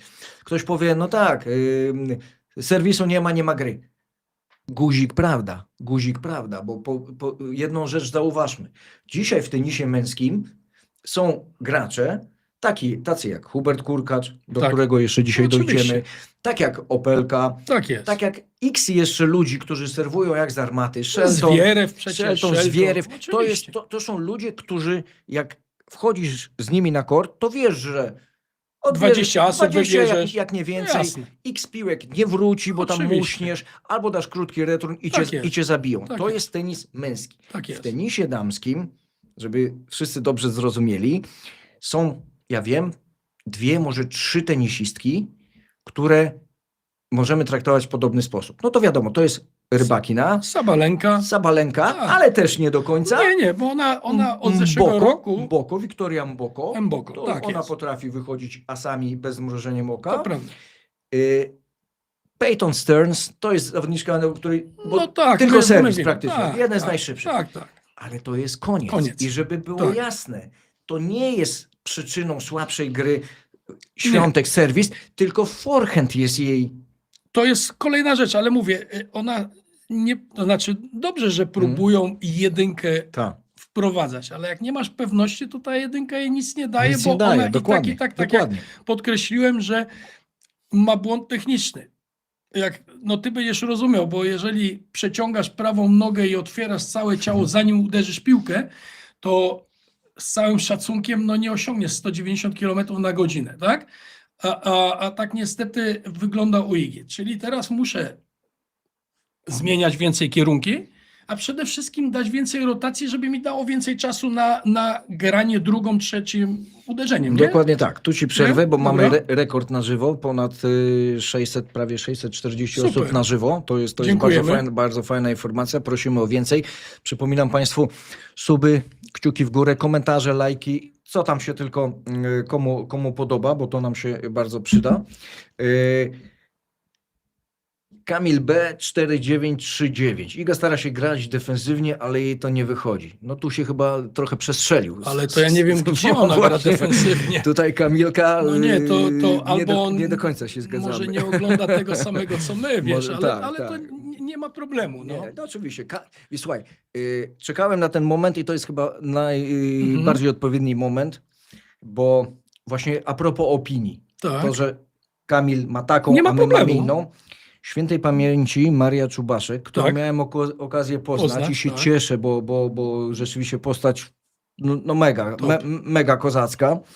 Słuchaj, miała jeden cytat, który stosowała bardzo często. Ja taką wersję soft tutaj zaprezentuję, a propos właśnie opinii, że opinia jest jak dziura w zadku, każdy ją ma. To jest tak samo, jak dzisiaj żyjemy w świecie mediów. I tych mediów jest potąd i każdy dzisiaj I ma prawo, ukryty wiesz, za nikiem, tak. za jakąś ksywką czy Nie ma czymkolwiek, problemu. może sobie bluzgać, może sobie krytykować do woli każdego, tylko że tych kozaków takich, którzy by tu przyszli na twój fotel czy na mój fotel, to nie znajdziemy dlatego zbyt dużo. którzy by Wrócimy mogli- jeszcze tak, do właśnie hejtowania czy pomysłu. A propos, w jednym wywiadzie rozmawiałem na temat właśnie serwisu i śmieszne, ktoś mnie hejtował, co ten stary tam wygaduje, nie? Co on chce od niej, przecież Wtedy ona jeszcze nie, trafia w byłeś karo. taki, jeszcze nie byłeś taki stary. No, wtedy. byłem młodszy jeszcze, ale mówi, ale wiesz, chodzi o to, No że tak. przecież ona trafia w karo. Tak, No to tak. wiesz, jeżeli wystarczy w karo trafiać, żeby świetnie serwować, Tak. no to brawo ty. No. Trafiamy w karo, stawiamy rybaki Neves Tak, i jest, tak. i jest Nie, śmierć z dlatego drugiej wiesz, piłki. śmieszne, ale tak ludzie widzą to. No. Więc tu się zgadzamy i odpowiadamy właśnie na to, bo Państwo zadawali to pytanie, co zawiodło u Igi Świątek i chyba wydaje mi się, że dobrze to udało nam się No tak, bo to wytłumaczyć. żadna krytyka, tylko I to tak, jest, wiesz, konstruktywne, konstruktywne tak. krytyczne zdanie zawsze się przyda, Oczywiście. bo to uważam, że i teraz jedną rzecz muszę dorzucić, o którą apelowałem, ale wiesz jak to jest z tymi apelami. To możesz sobie mówić, No ktoś jasne. to słyszy, może nie słyszy, a może bierze pod uwagę, a może nie bierze pod uwagę. Natomiast to, co zrobiła Iga Świątek jeszcze przed dotarciem do Po-5, bardzo mnie podniosło na duchu. To nie to, że my tu krytykujemy, że tylko mamy złe zdanie o takim czy innym Nie, zachowaniu, absolutnie. nie. Pamiętajmy, że to jest druga rakieta świata. I my sobie- Topowa topowa tenisiska od paru lat. i tutaj nie ma nic wspólnego Nie. nic z sympatią czy z antypatią. Tak jest. Pewnie to zauważyłeś. Pierwszy raz w życiu to miało miejsce, bo pojedyncze, nawet 2 zagrania tego typu już widziałem. Ale żeby 4 razy z rzędu slice'em backhandowym Tak. Iga przycięła, Tak. to tego nie było. To tutaj otworzyłem było. szeroko oczy Prawda. ze zdziwienia i byłem pełen podziwu, bo No. ona wygrała tę wymianę. Nawet powiem ci, widziałem jedną wymianę, gdzie świetnie skróta użyła w meczu. Wiesz, i przyniósł jej też punkt, dlatego wiesz, Backhandowy po linii. i poszła Pamiętam, pięknie do ciałem przodu, za, do przodu, wiesz, tak. co nie jest to takie proste, dlatego musimy też pochwalić, że coś tam się zadziało, nie? A ty skrót backhandowy, jak mówisz, ten z tym takim markowanym zamachem i pójściem w przód, od razu mi Tak. się pierwszy Roland, ten w październiku. pandemiczny, wiesz, tak, grząskie korty, Tak, skrót backhand, idealny. linia Mistrzostwa Świata i okolic. dlatego Tam ja zamordowała całą stawkę Tak, tymi ale zagraniami. widzisz, i teraz wracamy znowu parę lat do tyłu. Ja wszystkim mówię, jeżeli chcecie zobaczyć Igę tą prawdziwą, bo było kupę lat mówione, że ona nie potrafi na trawie grać. Ja mówię, halo, jak nie potrafi grać na trawie, jak jedyny wielkoszlemowy turniej juniorski wygrała właśnie Tylko na trawie, na trawie. Wimbledon. Dokładnie. I mówię, wróćcie sobie tam, pooglądajcie mecze, jak ona tam rozgrywała. Tam było wszystko grane. Tak. Skrót i trochę woleja i właśnie slice, wiesz, to co, to sam wiesz, no przecież od małego uczysz się każdego uderzenia, tak? Lepiej, gorzej wygląda to optycznie, ale jeżeli grasz regularnie i po 10-15 latach, to każdy nie ma problemu. Slice, sami wiemy, że raczej go używamy jako uderzenie defensywne, tak? Albo z niskiej piłki, żeby przenieść, bo jest dużo łatwiej. No chyba, niż że podwójna atakujesz. wyciągnąć. Albo, no okej, no mówię, chyba, że wejdziesz, tak? Ale ja mówię, czyli ten slice teoretycznie ona potrafiła i teraz pytanie, dlaczego ona go nie stosowała, tak? Bo miała przeciwniczkę Ashley Barty, która wiesz, idealnie grała tym slice'em, No, nie? szkoda właśnie, że Szkoda, Australiki nie ma, szkoda. bo myślę, że byłaby w pewnym sensie wzorem, bo Iga, Tak. pamiętam te wypowiedzi zawsze w samych superlatywach o Ashley, o charakterze Nie, tej no, zawodniczki. szkoda, bo odeszła najlepsza szkoda, tenisistka, tak? I byłoby chyba wtedy dla Igi samej bardzo dobrze, bo Na pewno. Ashley zeszła, Iga weszła. Szkoda, że to się, bo tak jak Bo nie było później. Sinner Alcaraz mieli Tak. na kim się, wiesz, Cały czas. wzorować i Tak. ciągnęli ich Tak ci jest. starzy Tak, mistrzowie. tak, Nadal tak. Federer, Dokładnie. Federer może nie, ale Ale nadal i i Djokovic, Djokovic. tak. I oni mieli to paliwo To ekstra. prawda. Szkoda, prawda. że ta Szkoda. Barty, bo jeszcze też mogłaby być takim, w pewnym sensie taką, może podpowiedzią, czy wzorem do tego, jak, bo bardzo często jest tak, że zawodnik, zawodniczka, czy trener nawet uczy się z patrzenia. Oczywiście. Uczy się z patrzenia, to nie jest Dlatego żaden mówię, na pewno wstyd Iga by nie czerpać jeden takie mecz wzorce. oglądała, No wiesz, właśnie, no i właśnie. wyciągała wnioski, nie? Mhm. To teraz tak, jeżeli takie decyzje, bo wracamy na sekundkę do końcówki z Sakkari, Sakkari, szkoda tego mhm. meczu, bo mecz był Szkoda, absolutnie do szkoda, wygrania, tak, bo oczywiście. po dojściu na po 5. I teraz Oczywiście. jest pytanie, ja i u nas tu w studio i wcześniej w różnych programach i nawet komentując mecze Igi, trochę patrząc przez pryzmat tego, co ma nastąpić, mam trochę Wiktorowskiemu za złe, że wycofał z jej repertuaru właśnie slice'a, skróty, jakieś takie granie, nazwijmy to trochę w cudzysłowie zabawowe, ale takie, które potrafi wprowadzić pewien element właśnie zaskoczenia. Wybicie z rytmu, Wybicia z zwolnienie. rytmu, tak. I teraz Jasne. zobacz, Fisset już pod jego wodzą tego czasu jest dużo, tu już Tak. można mówić, czy No tak, czy tak, zrobił bo już coś, czy nie drugi zrobił, rok to pracuje. nie jest tak, że po miesiącu możemy go Tak, oceniać. nie.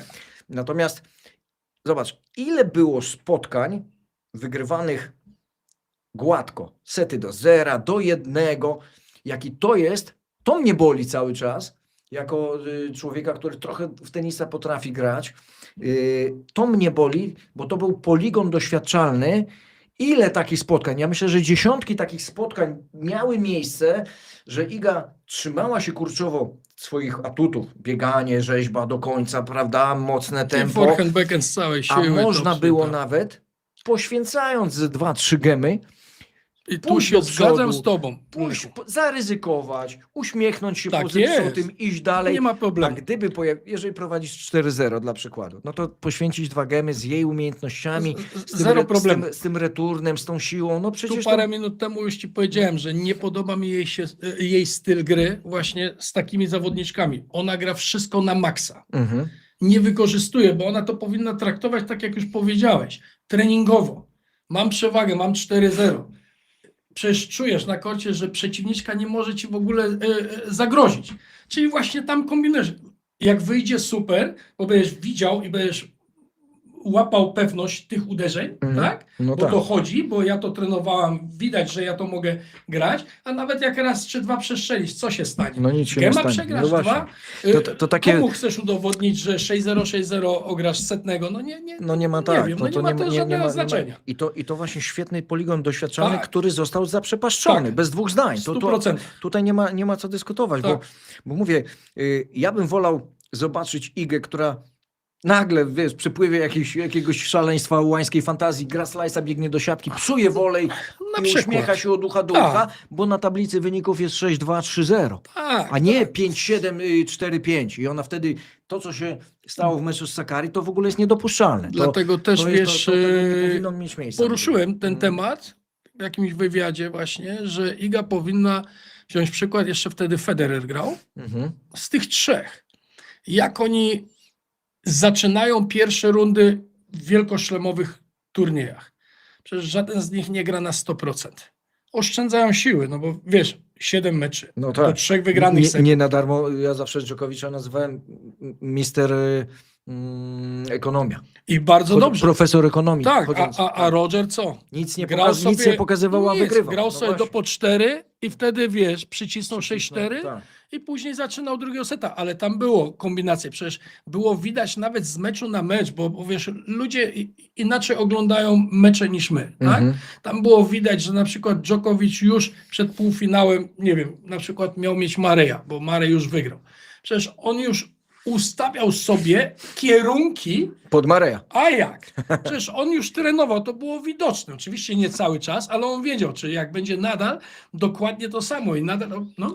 To mamy kolejne takie zagadnienie. Mhm. Ciekawe, bo tu pod dyskusję trzeba Jasne. taką naszą tutaj delikatną poddać, bo się okazuje, że jest spory obóz ludzi, Mhm. którzy tak twierdzą Mhm.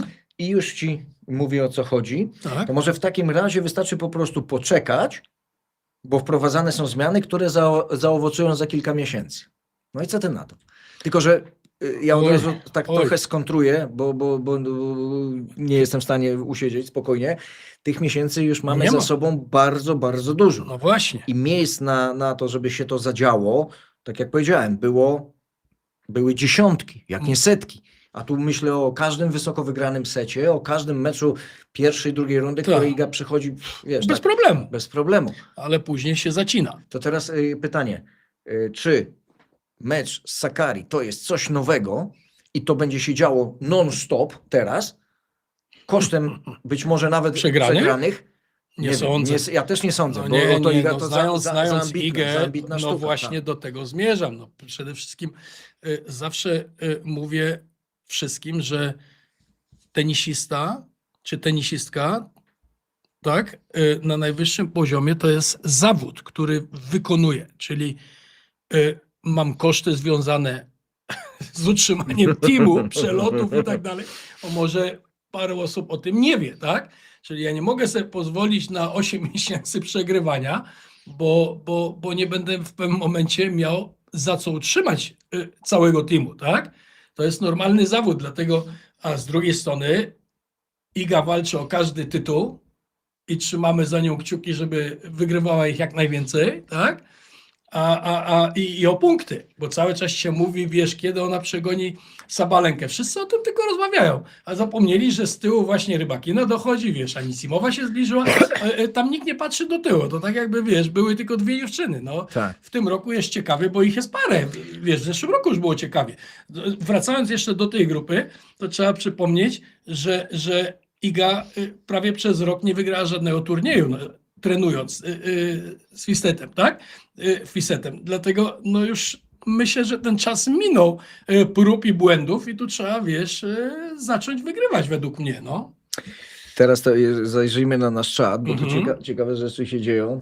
No, Ktoś sugeruje, tak. że może Juan Carlos Ferrero by trenował Igę. Wiesz, to tak a propos ewentualnie zmian w przyszłości Juan Carlos Ferrero.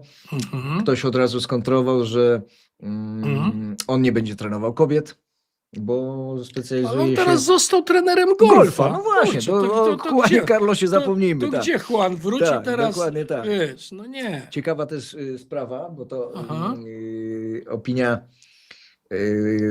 trochę na kształt Marii Czubaszek, ale nie sposób się nie zgodzić. Brakuje narzędzi w walizce, żeby coś zmienić. No właśnie o tym rozmawiamy, że w momencie, kiedy trenujesz między turniejami i starasz się te narzędzia sobie dorzucić do repertuaru, no to nie będzie poligonem doświadczalnym mecz na żyletki, gdzie Z Sabalenką w półfinale czy z Rybakiną, Rybakiną. No tylko tak. to będzie poligon Pierwsza, właśnie druga, pierwszej, trzecia runda, pierwszej i oczywiście. drugiej rundy, bo wydaje mi się, że z tą walizką i z tymi elementami to tu chyba nie jest trafiona opinia, bo wydaje mi się, że jak wpuścilibyśmy kamery ukryte, Iga by nie wiedziała, że te kamery tam są na Tak, treningu, tak. to i grałaby wolej, Wszystko gra. i drugie tempo, i Na slajsik, i wszystko gra na luzie. pewno. O tym jestem przekonany, bo to jest, znowu wracamy, druga rakieta świata. To nie jest tak, że ona nie umie jakiegoś elementu, tylko Wszystko może potrafi. po prostu to tenisowe DNA jest i ten wynik jest zbudowany na tym, co potrafi najlepiej, jak to powinno być,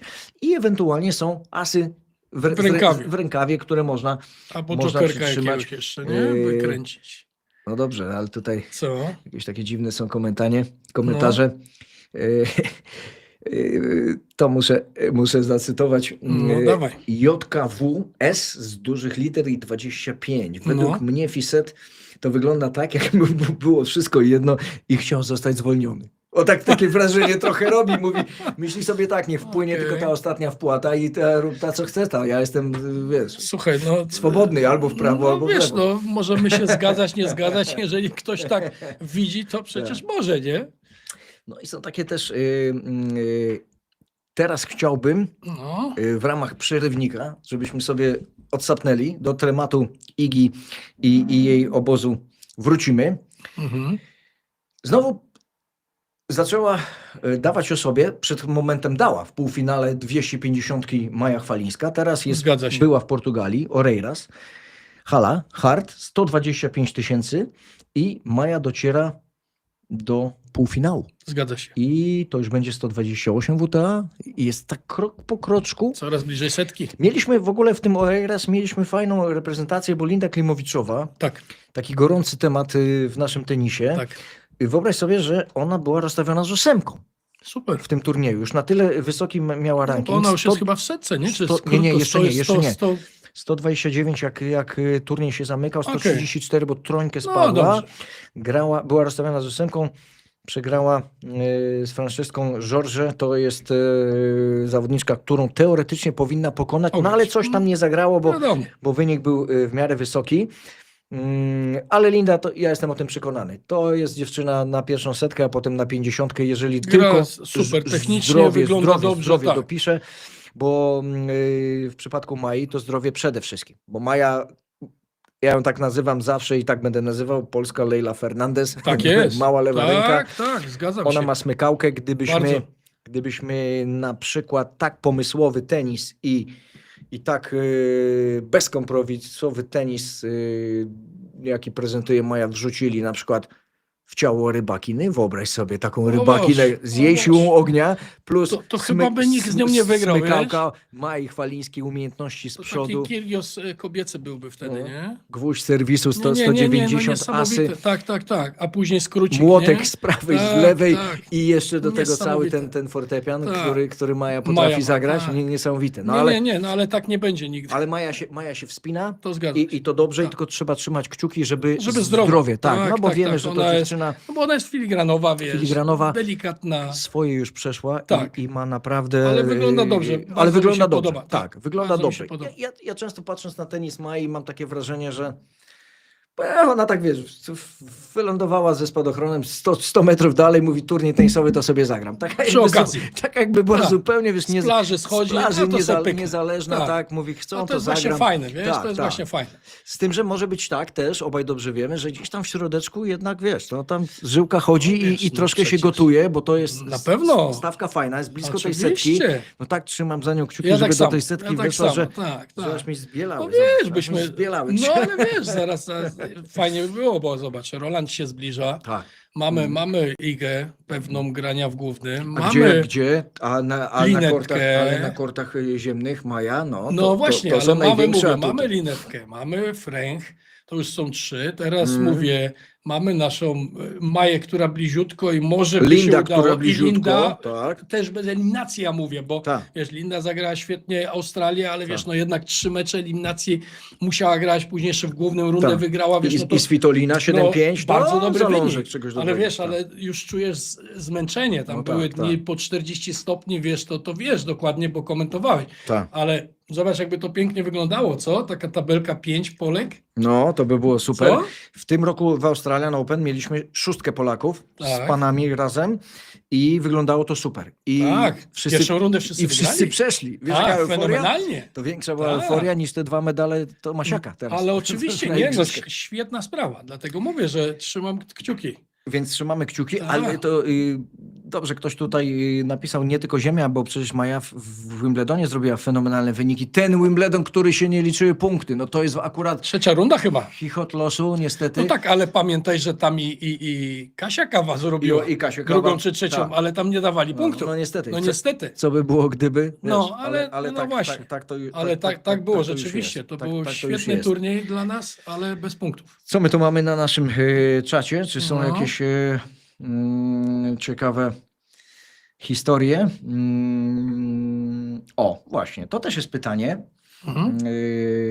Co prawda, gdyby Państwo zadawali pytania ze znakiem zapytania, byłoby łatwiej odsiać je od takich zwykłych uwag.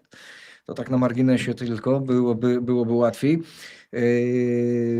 Pisze tutaj nasz widz. Mnie to dziwi najbardziej, że sama Iga nie widzi i nie czuje, co się dzieje. Teraz pytanie, do czego to odnieść?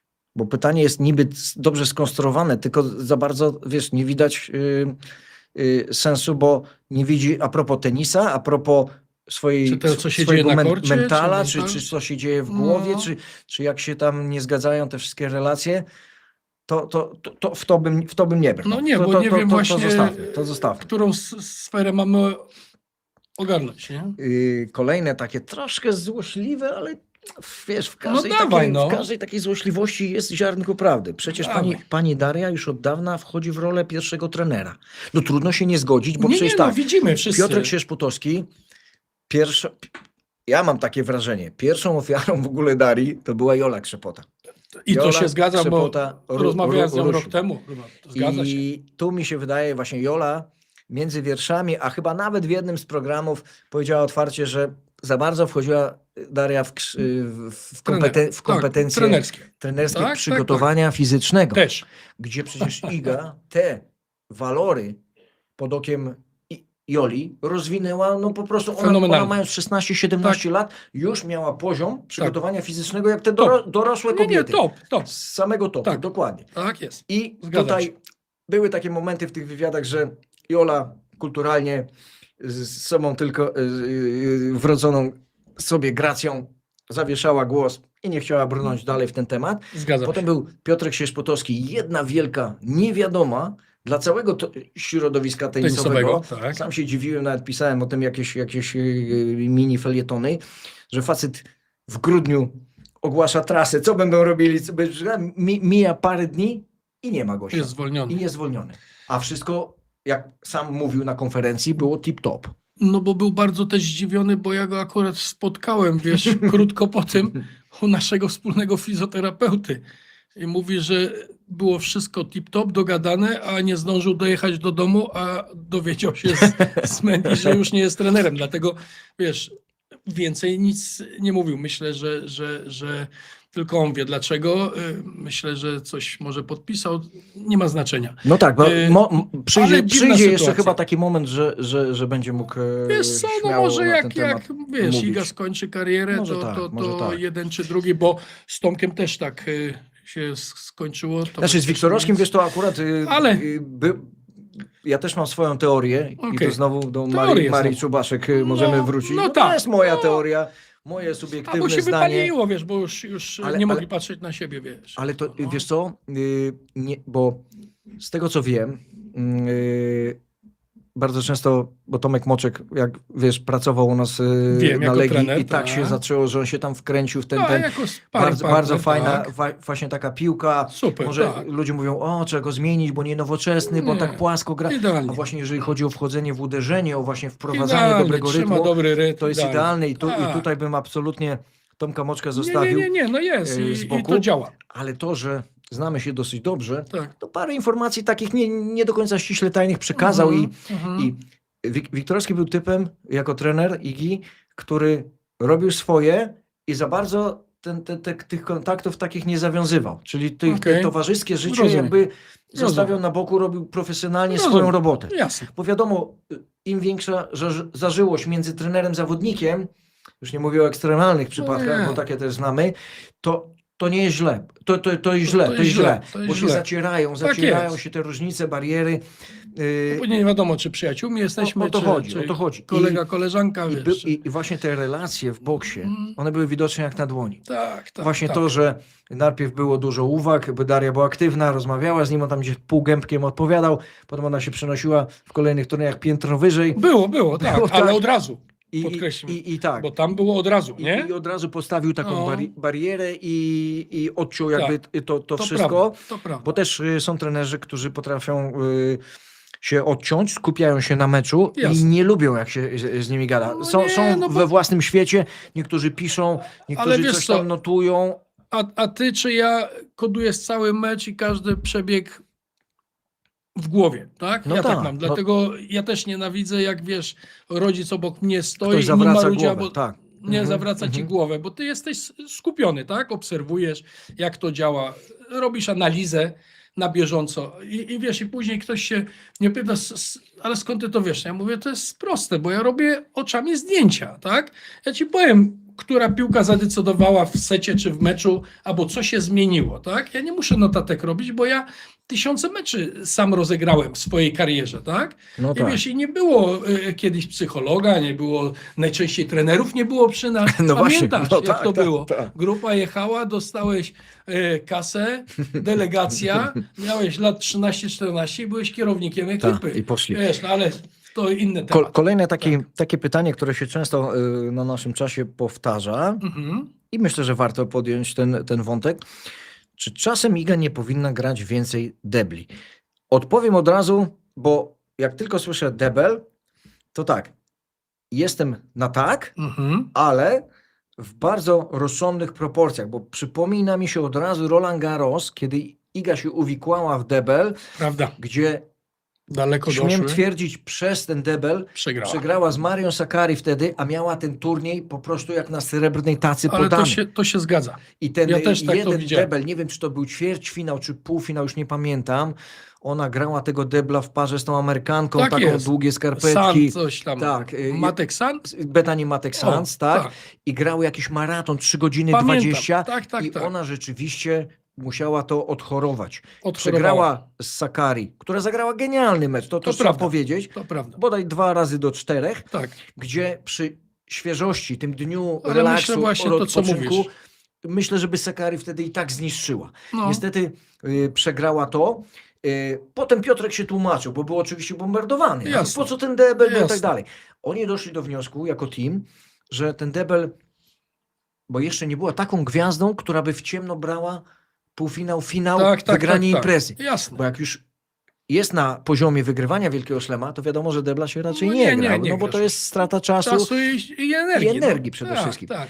I ten debel był potraktowany jako zabawa i trening elementów serwis, return, trochę wolej. Dokładnie. To, że I z wyszło... tym się można tak. zgodzić. I Tylko to- szkoda, że Tylko, że właśnie... no, zabrakło Trochę zabrakło takiej zimnej, singlu, tak. zimnej Pomocy, głowy tak. i takiego, wiesz, planowania, że no jednak już jest na tyle duży potencjał, szczególnie na korcie ziemnym, że tego Rolanda można wygrać. Tak, I to to był prawda. turniej, który nam i A grała dobrze. świętym Grała dobrze. obowiązkiem było ten turniej wygrać. Tak, grała dobrze. I grała nawet bardzo dobrze, bym powiedział, więc tak. Więc ten debel w turniejach, ja myślę, że gdyby chciano wrócić do tego pomysłu, co nie do końca jest takim pomysłem bez sensu, mi się wydaje, Mhm. to tylko na turniejach tych Mniejszej rangi. mniejszej Gdzie rangi mniej 500, meczów. gdzie Tak ona jest. zaczyna już od drugiej Od rundy, drugiej rundy. ma Tak. jeszcze dzień przerwy od singla, Zgadzam bo się. wiadomo, że jak jest turniej na 32 rozpisany, zaczynasz od 16, Tak więc jest. masz 4 tylko mecze Tylko. wygrać z Tak jednym jest. dniem, to można się pobawić. Można. Potem jak ten debel nagle zaczyna iść dobrze, po 2 meczach zawsze można powiedzieć, brzuch cię boli, Skresować sugeruje i tak często iść, robią. I często tak robią, Oczywiście. bo tu ten Roland przegrany, a miał być wygrany, bo Tak. powinien być wygrany, od razu na myśl przychodzi Coco Gauff, Jessica Pegula i to granie w trupa single double, Tak, single double. Tak, Myślę, że i Pegula, i Gauff miał być o wiele więcej wyników dobrych, może nie tytułów, No, ale Paulini o wiele tak samo. więcej. Wydaje mi tak, się, nie? o wiele więcej Zerani tytułów. cały czas te deble No, męczy, nie? pamiętasz jak weszła Paolini na te tenisowe salony, Tak. single double na Tak, umór tak, do końca i tak. potem nagle sezon klapa. Zaczyna Tak. się sezon, Nie, dziewczyny nie ma. Nie No ma, nie musi ma. zapłacić karę. Musi. Zatarła organizm Za dużo, i tu za się nie ma dużo. co, nie ma się Tak. co oszukiwać. Dlatego ten debel dla Igi, naszym zdaniem, jest dobrym pomysłem, tylko w dobrych proporcjach ze zdrowym Tak, ja bym to rozsądkiem tak trzeba samo do tego widział, podchodzić. wiesz, ja bym też sobie wybrał jakieś pojedyncze turnieje i nawet kosztem singla, wiesz, bo to teraz śmiesznie zabrzmi, ale właśnie kosztem potrenowania, zamiast siedzieć w domu, czy gdzieś tam, wiesz, na hali, u nas w Polsce, wiesz, Tak. zimno, nie?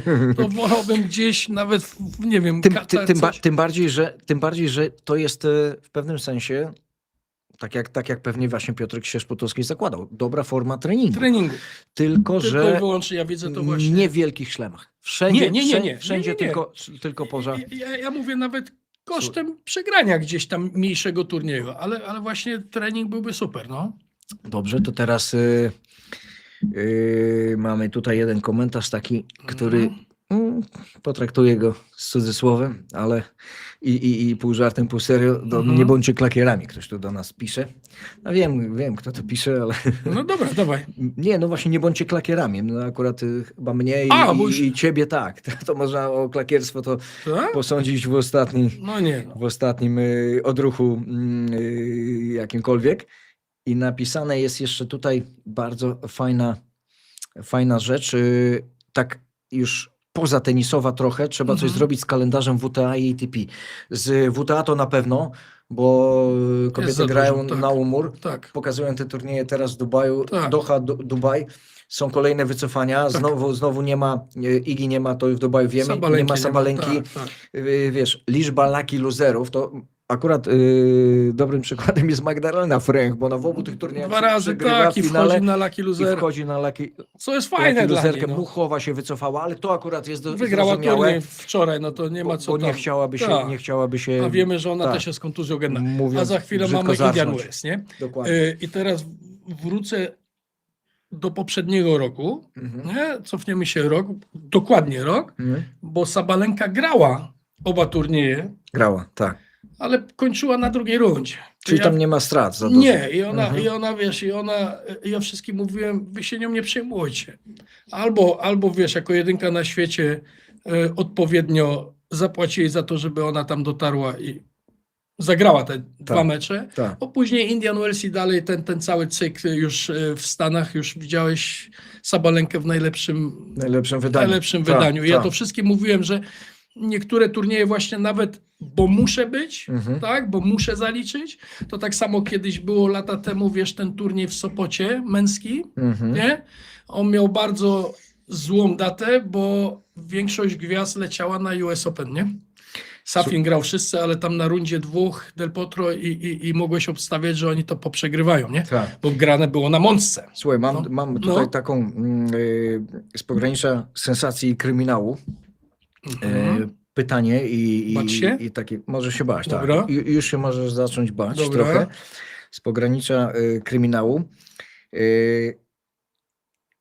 Niektórzy pytają, niektórzy zarzucają, że to właśnie trener Szostaczko zaimplementował Idze ekstremalny chwyt forehandowy. Zapytaj, czy to prawda. W życiu.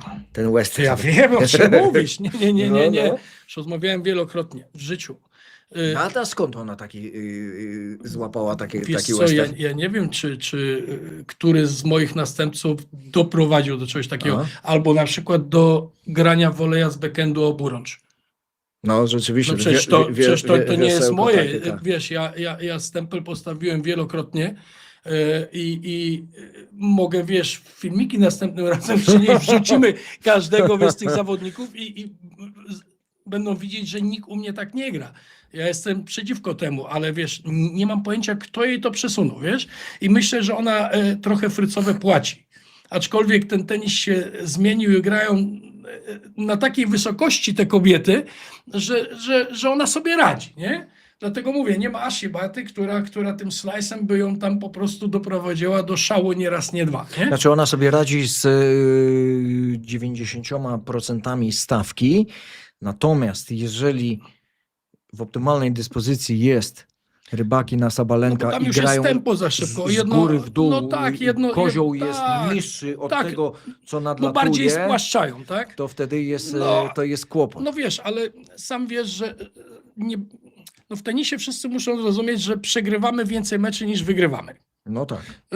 Każdy mądry trener każdemu zawodnikowi, czy nawet amatorowi mówi, naucz się najpierw przegrywać. No bo to tak jest. Rozmawiamy o turniejach, Tak, nie? tak. Wielki Szlem 128 gra w głównym, tak? Ale ludzie nie widzą ilu w eliminacjach. A żeby do tych eliminacji dojść, to ile po świecie latania, spania, wiesz, niektórzy nawet w namiotach, żeby zrobić pierwsze punkty, żeby tam Tak. się załapać. Prawda? To nie jest takie proste. My musimy się nauczyć i każdy ma, wiesz, ktoś ci nie leży. Słuchaj, Wiesz, nie wygrasz z wszystkimi, no. jeszcze jedną rzecz chciałem, bo No. ona mi z głowy wyleciała, ale teraz jak bumerang wróciła. Ale podkreślmy, uchwyt to nie ode mnie. Uchwyt to nie od Artura. Proszę się doszukiwać gdzie indziej Tak. tego typu zachowań. No, trzeba by szukać No dalej. W w kolejnych trenerach, więc tak. tutaj wyszedłeś obronną ręką. Aczkolwiek połowa internetu i tak ci nie uwierzy, więc to Ale- nie ma co, to No machniemy, trudno, no co mam zrobić? machniemy ręką. Ważny temat chcę poruszyć, Mhm. bo o ile dobrze pamiętam, to sprawa obecnego szkoleniowca nie Sabalenki, tylko Rybakiny, tego, już Okay. tego No jest tyle. tak. Rybakiny, czyli niejakiego Wukowa. Yeah.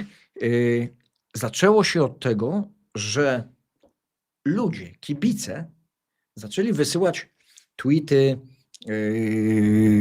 wiadomości przez Facebook, przez Instagram, Jak on się zachowuje? podkreślając WTA, więc Mhm. organizację zawodową Jasne, kobiet tenisową, tak. że się to nie podoba, Mhm. że to jest poza, Mhm. wychodzi poza ramy, Okej. poza różnego rodzaju przyjęte sytuacje. Do tego Mhm. potem tak powoli gdzieś za kulisami dołączyły zawodniczki, Mhm. którym to się też nie podobało. Mhm. No tak, to takie wiesz, na zasadzie wujek dobra rada, Okej. pomyślały sobie, no on tak na nią krzyczy, to ja stanę w jej obronie, no bo to Rozumiem. tak trochę nie wygląda Mhm. dobrze, reszta Mhm. coachów się zachowuje fajnie, Mhm. a reszta tak Mhm. patrzy na to, wiesz, z dystansem, ale oficjalnie nic nie powie, ale tam, wiesz, Jasne, za kulisami, jasne. w kuluarach gromy lecą. I Lecą. teraz wyobraź sobie, że przeczytałem kilka już, właśnie tu a propos tych mediów zagranicznych, szczególnie anglojęzycznych. No tam się nie certolą ludzie i patrzą z punktu widzenia tylko czystego rzemiosła. Mają swoje oceny, jedni takie trochę wyssane z palca, Tak. inni na podstawie własnych doświadczeń. Wiesz, nigdy nie wiadomo, kto siedzi za danym nikiem, czy za jakimś nazwiskiem. W większości po prostu sztuczne twory. Natomiast widziałem kilka już tweetów, gdzie właśnie one były adresowane do WTA Mhm.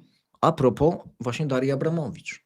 Wyobraź sobie, że jeden, drugi, trzeci, czwarty tweet po prostu, no tak nazwać to można w pewnym sensie jak donosicielstwo czy opiniotwórstwo, Mhm. które Mhm. komuś się tam nie podoba. A Mhm. propos tych reakcji na korcie, a propos relacji między Tak. zawodniczką Zawodnikiem a panią psycholog. Tak, I to się ludziom zaczyna nie podobać. tak. I teraz tak, jeżeli doprowadziło to wszystko do wyrzucenia Wukowa, zawieszenia Wukowa, właśnie taka mała efekt kuli śnieżnej. Zaczęło się od tweetów WTA, wytłuszczone, ktoś, kto pilnuje mediów społecznościowych WTA, musi to zobaczyć. To nie ma tak, wiesz. Co myślisz, że następna jest Abramowicz? Znaczy, nie, to za daleko idący wniosek, natomiast trochę sytuacja, no rzeczywiście Bramkowa. podbramkowa, Tak. bo to nie są normalne relacje. Ty miałeś okazję No nie. o tym mówić parę lat temu. Rozmawiam, tak, parę razy. Skończyło się pogróżkami, Tak, bo też będę chciał, żebyś zdanie dwa powiedział na ten temat, ale jeżeli ludzie w mediach społecznościowych zaczynają dostrzegać te dziwne reakcje, Tak. te zależności i niezależności, to, że dzieją się rzeczy, gdzie w innych boksach takie rzeczy się nie dzieją. W wielu boksach tam w ogóle nie ma żadnego psychologa. Jeżeli jest jakaś praca, to czy online, No czy na miejscu w tym. Tak jest. I to ludzie zaczynają Widzieć, podchwytywać. Tak. I to jest coś, co w momencie, bo mówi się, że Iga trochę odsunięta od mediów społecznościowych, że ona tak nie separuje się Mało, i jest odseparowywana. Tak. ale nie wierzę w to, że tak ten amen, że do niej nie docierają pewne rzeczy.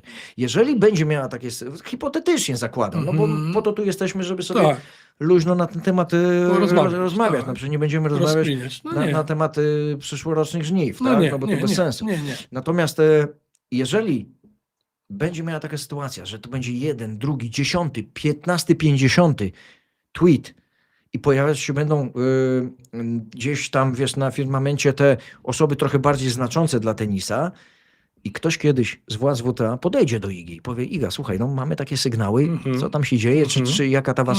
No bo cały czas wracam do tego Wukowa.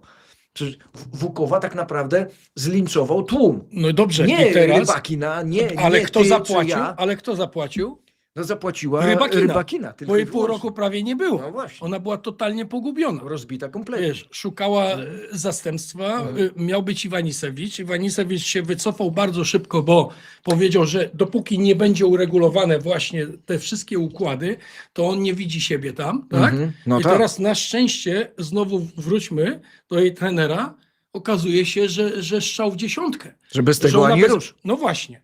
I teraz my sobie możemy pogadać, ludzie tam, wiesz, mogą sobie popisać, a z drugiej strony taka Rybakina powie, ale mi to idealnie pasuje. Dokładnie. Ja robię wyniki. Tak. Ja uwielbiam, jak on na mnie się wydziera. Ja nie mówię, że on rękę na nią podnosi, tak? A propos wyników, to mamy No. 700 obserwujących Brawo, nas na super. żywo. Bardzo, to rekord na razie, Super. to No jest rekord. Dobrze mówisz, to czapki tak z głów. jest. Dobrze myślisz. Czapki z głów. Tak. Właśnie, i teraz tak. I teraz wracając znowu do Igi Mhm. i pani Abramowicz, no to ja też mówiłem, że nie znam drugiego takiego przypadku, że zawodnik dzień i noc tak spędza z psychologiem, bo i na wspólne wakacje są wyjazdy, I na mecze koszykówki, i na mecze, i do kina. no dlatego wiesz, ale, zawsze mówię ale, jeżeli Idze to pasuje, to ja nie będę tego odradzał. Dlatego ludzie muszą zrozumieć, że ja mogę powiedzieć swoje zdanie albo trochę być zdziwionym, ale jeżeli to zawodniczce, która jest druga na świecie, była pierwsza na świecie długi czas, tak? Ma wygranych ile? 6? 6. Już 6 tytułów wielkoszlemowych. To co my możemy jej zaproponować albo doradzić? To No, pozwoli, Tak. że w ramach współpracy międzysąsiedzkiej skontrujecie, dlatego że ostatnie wydarzenia na kortach, Australian Open i to w Doha, tak? nie widać, żeby cokolwiek pomagało ze strony Darii Abramowicz. Iga jest kłębkiem nerwów. Nie ma sposobów, rzeczona Szarapowa tutaj powraca w naszej dyskusji wcześniejszej. Ja się zgadzam. Nie ma nie tyle systemu, bo to za dużo powiedziane. Nie ma mechanizmów, które by mogła wprowadzić w życie, na przykład, nie wiem, na zasadzie języka migowego, ktoś się łapie za ucho, Tak jest, ona się jasne, odwraca. jasne. Wiem, o czym mówisz. Jak Gael Monfils sprawdza te języki w butach, robi Tak, skłony, albo rozwiąże Szarapowa, buta i zawiąże jeszcze struny, raz. Tak. Odwraca Jasne. się, oddycha nosem, zamyka Oczywiście. oczy, wyobraża sobie, że nie wiem, jest jak Twardowski na Księżycu się Tak. buja z wędką. Tak. No, tego nie ma.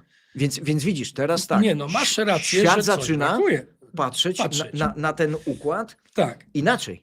Tak, ale- Innymi oczyma. ale wiesz, w zeszłym roku też, skoro przez rok nie wygra żadnego turnieju, to też tak prawdę mówiąc, ja wywołałem panią Abramowicz, bo nie znam jej osobiście, do tablicy, że no przecież to jest jej teraz, musi być praca zrobiona, tak?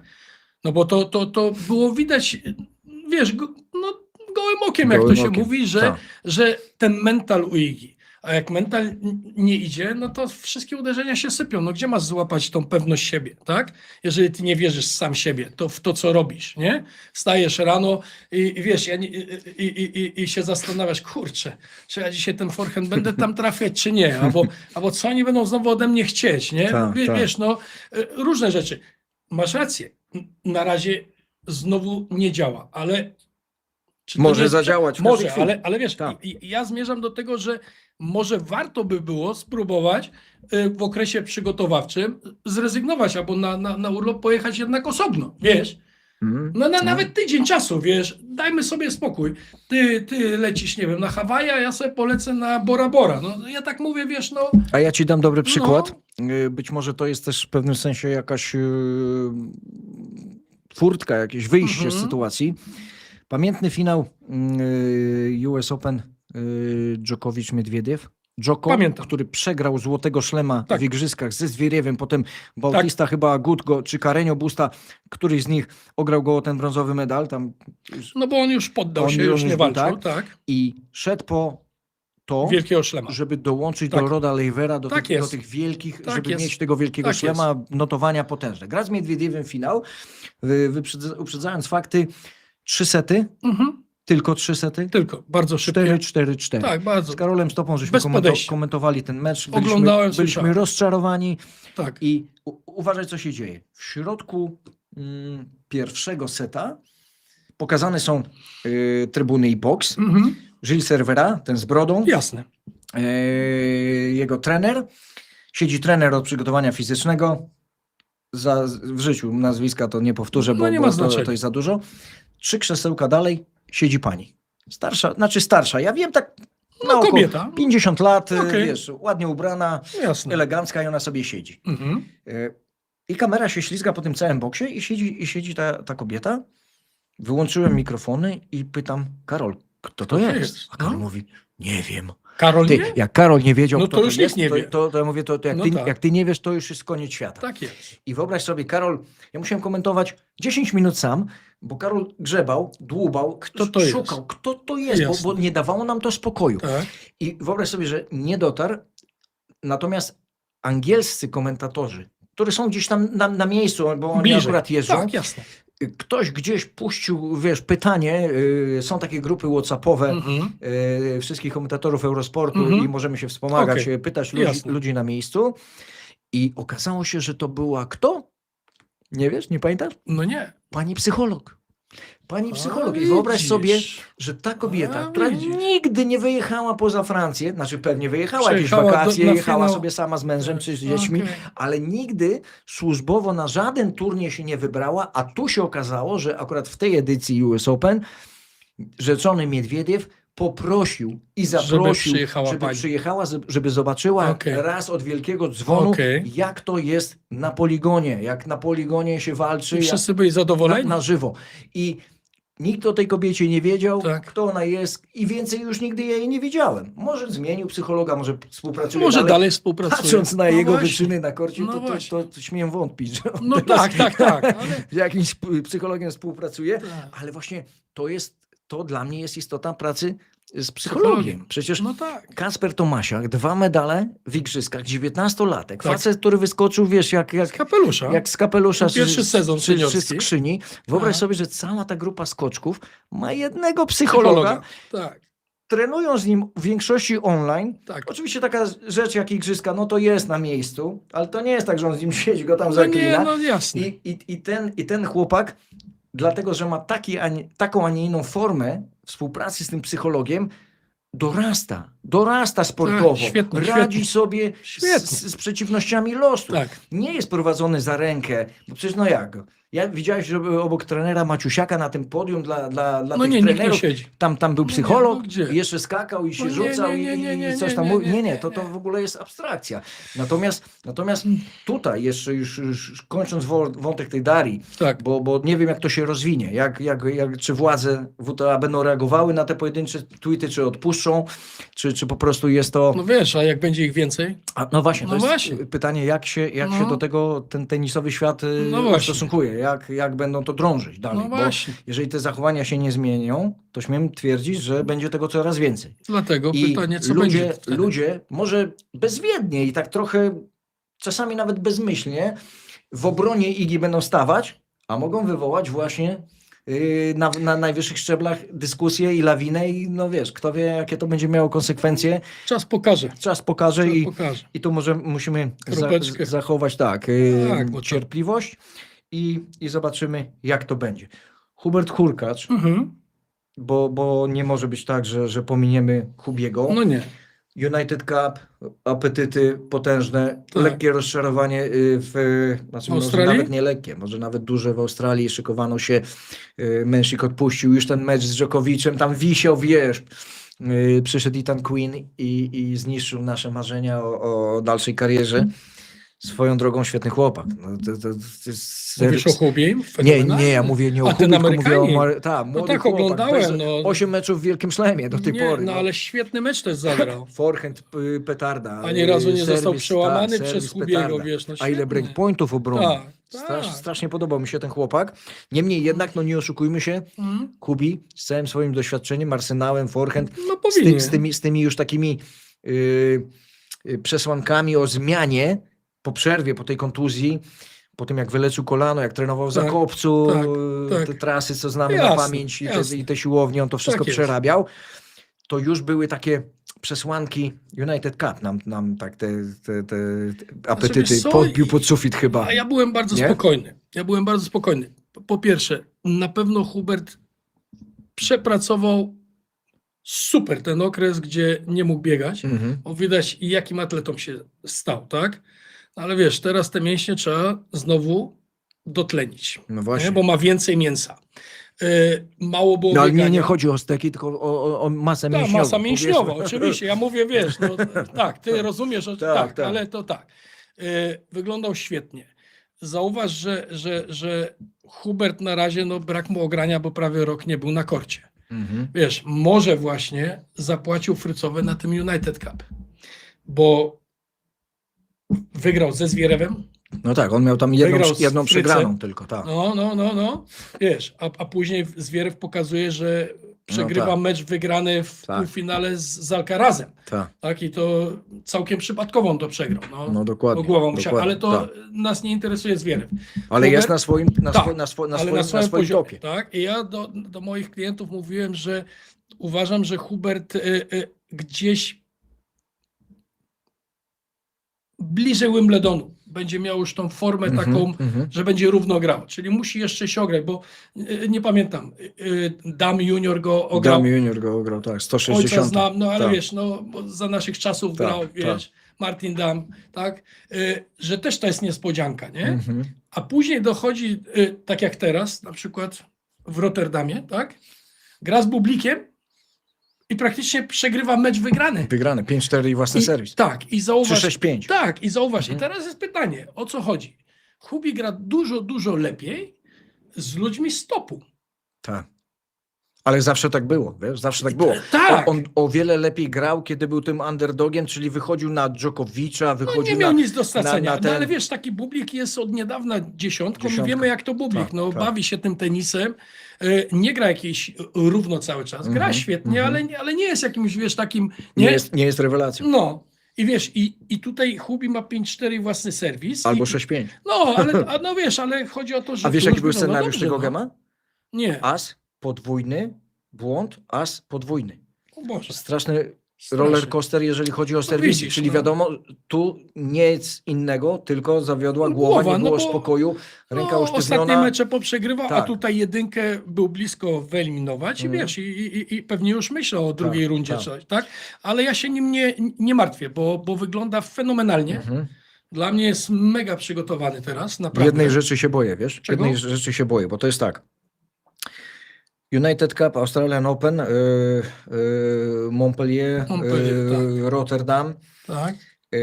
I teraz przeglądałem 3 największe turnieje, które się dzieją teraz. Mhm. Nie ma go w żadnej drabince. Nie ma go. Nie ma go w żadnej drabince, a przecież spadł dość daleko Tak, i tak. jest, występuje w takiej roli goniącego. Dobry ranking, No bo tak, wiemy, tak, że tak. Bo za z chwilę eliminację rankingiem będzie grać.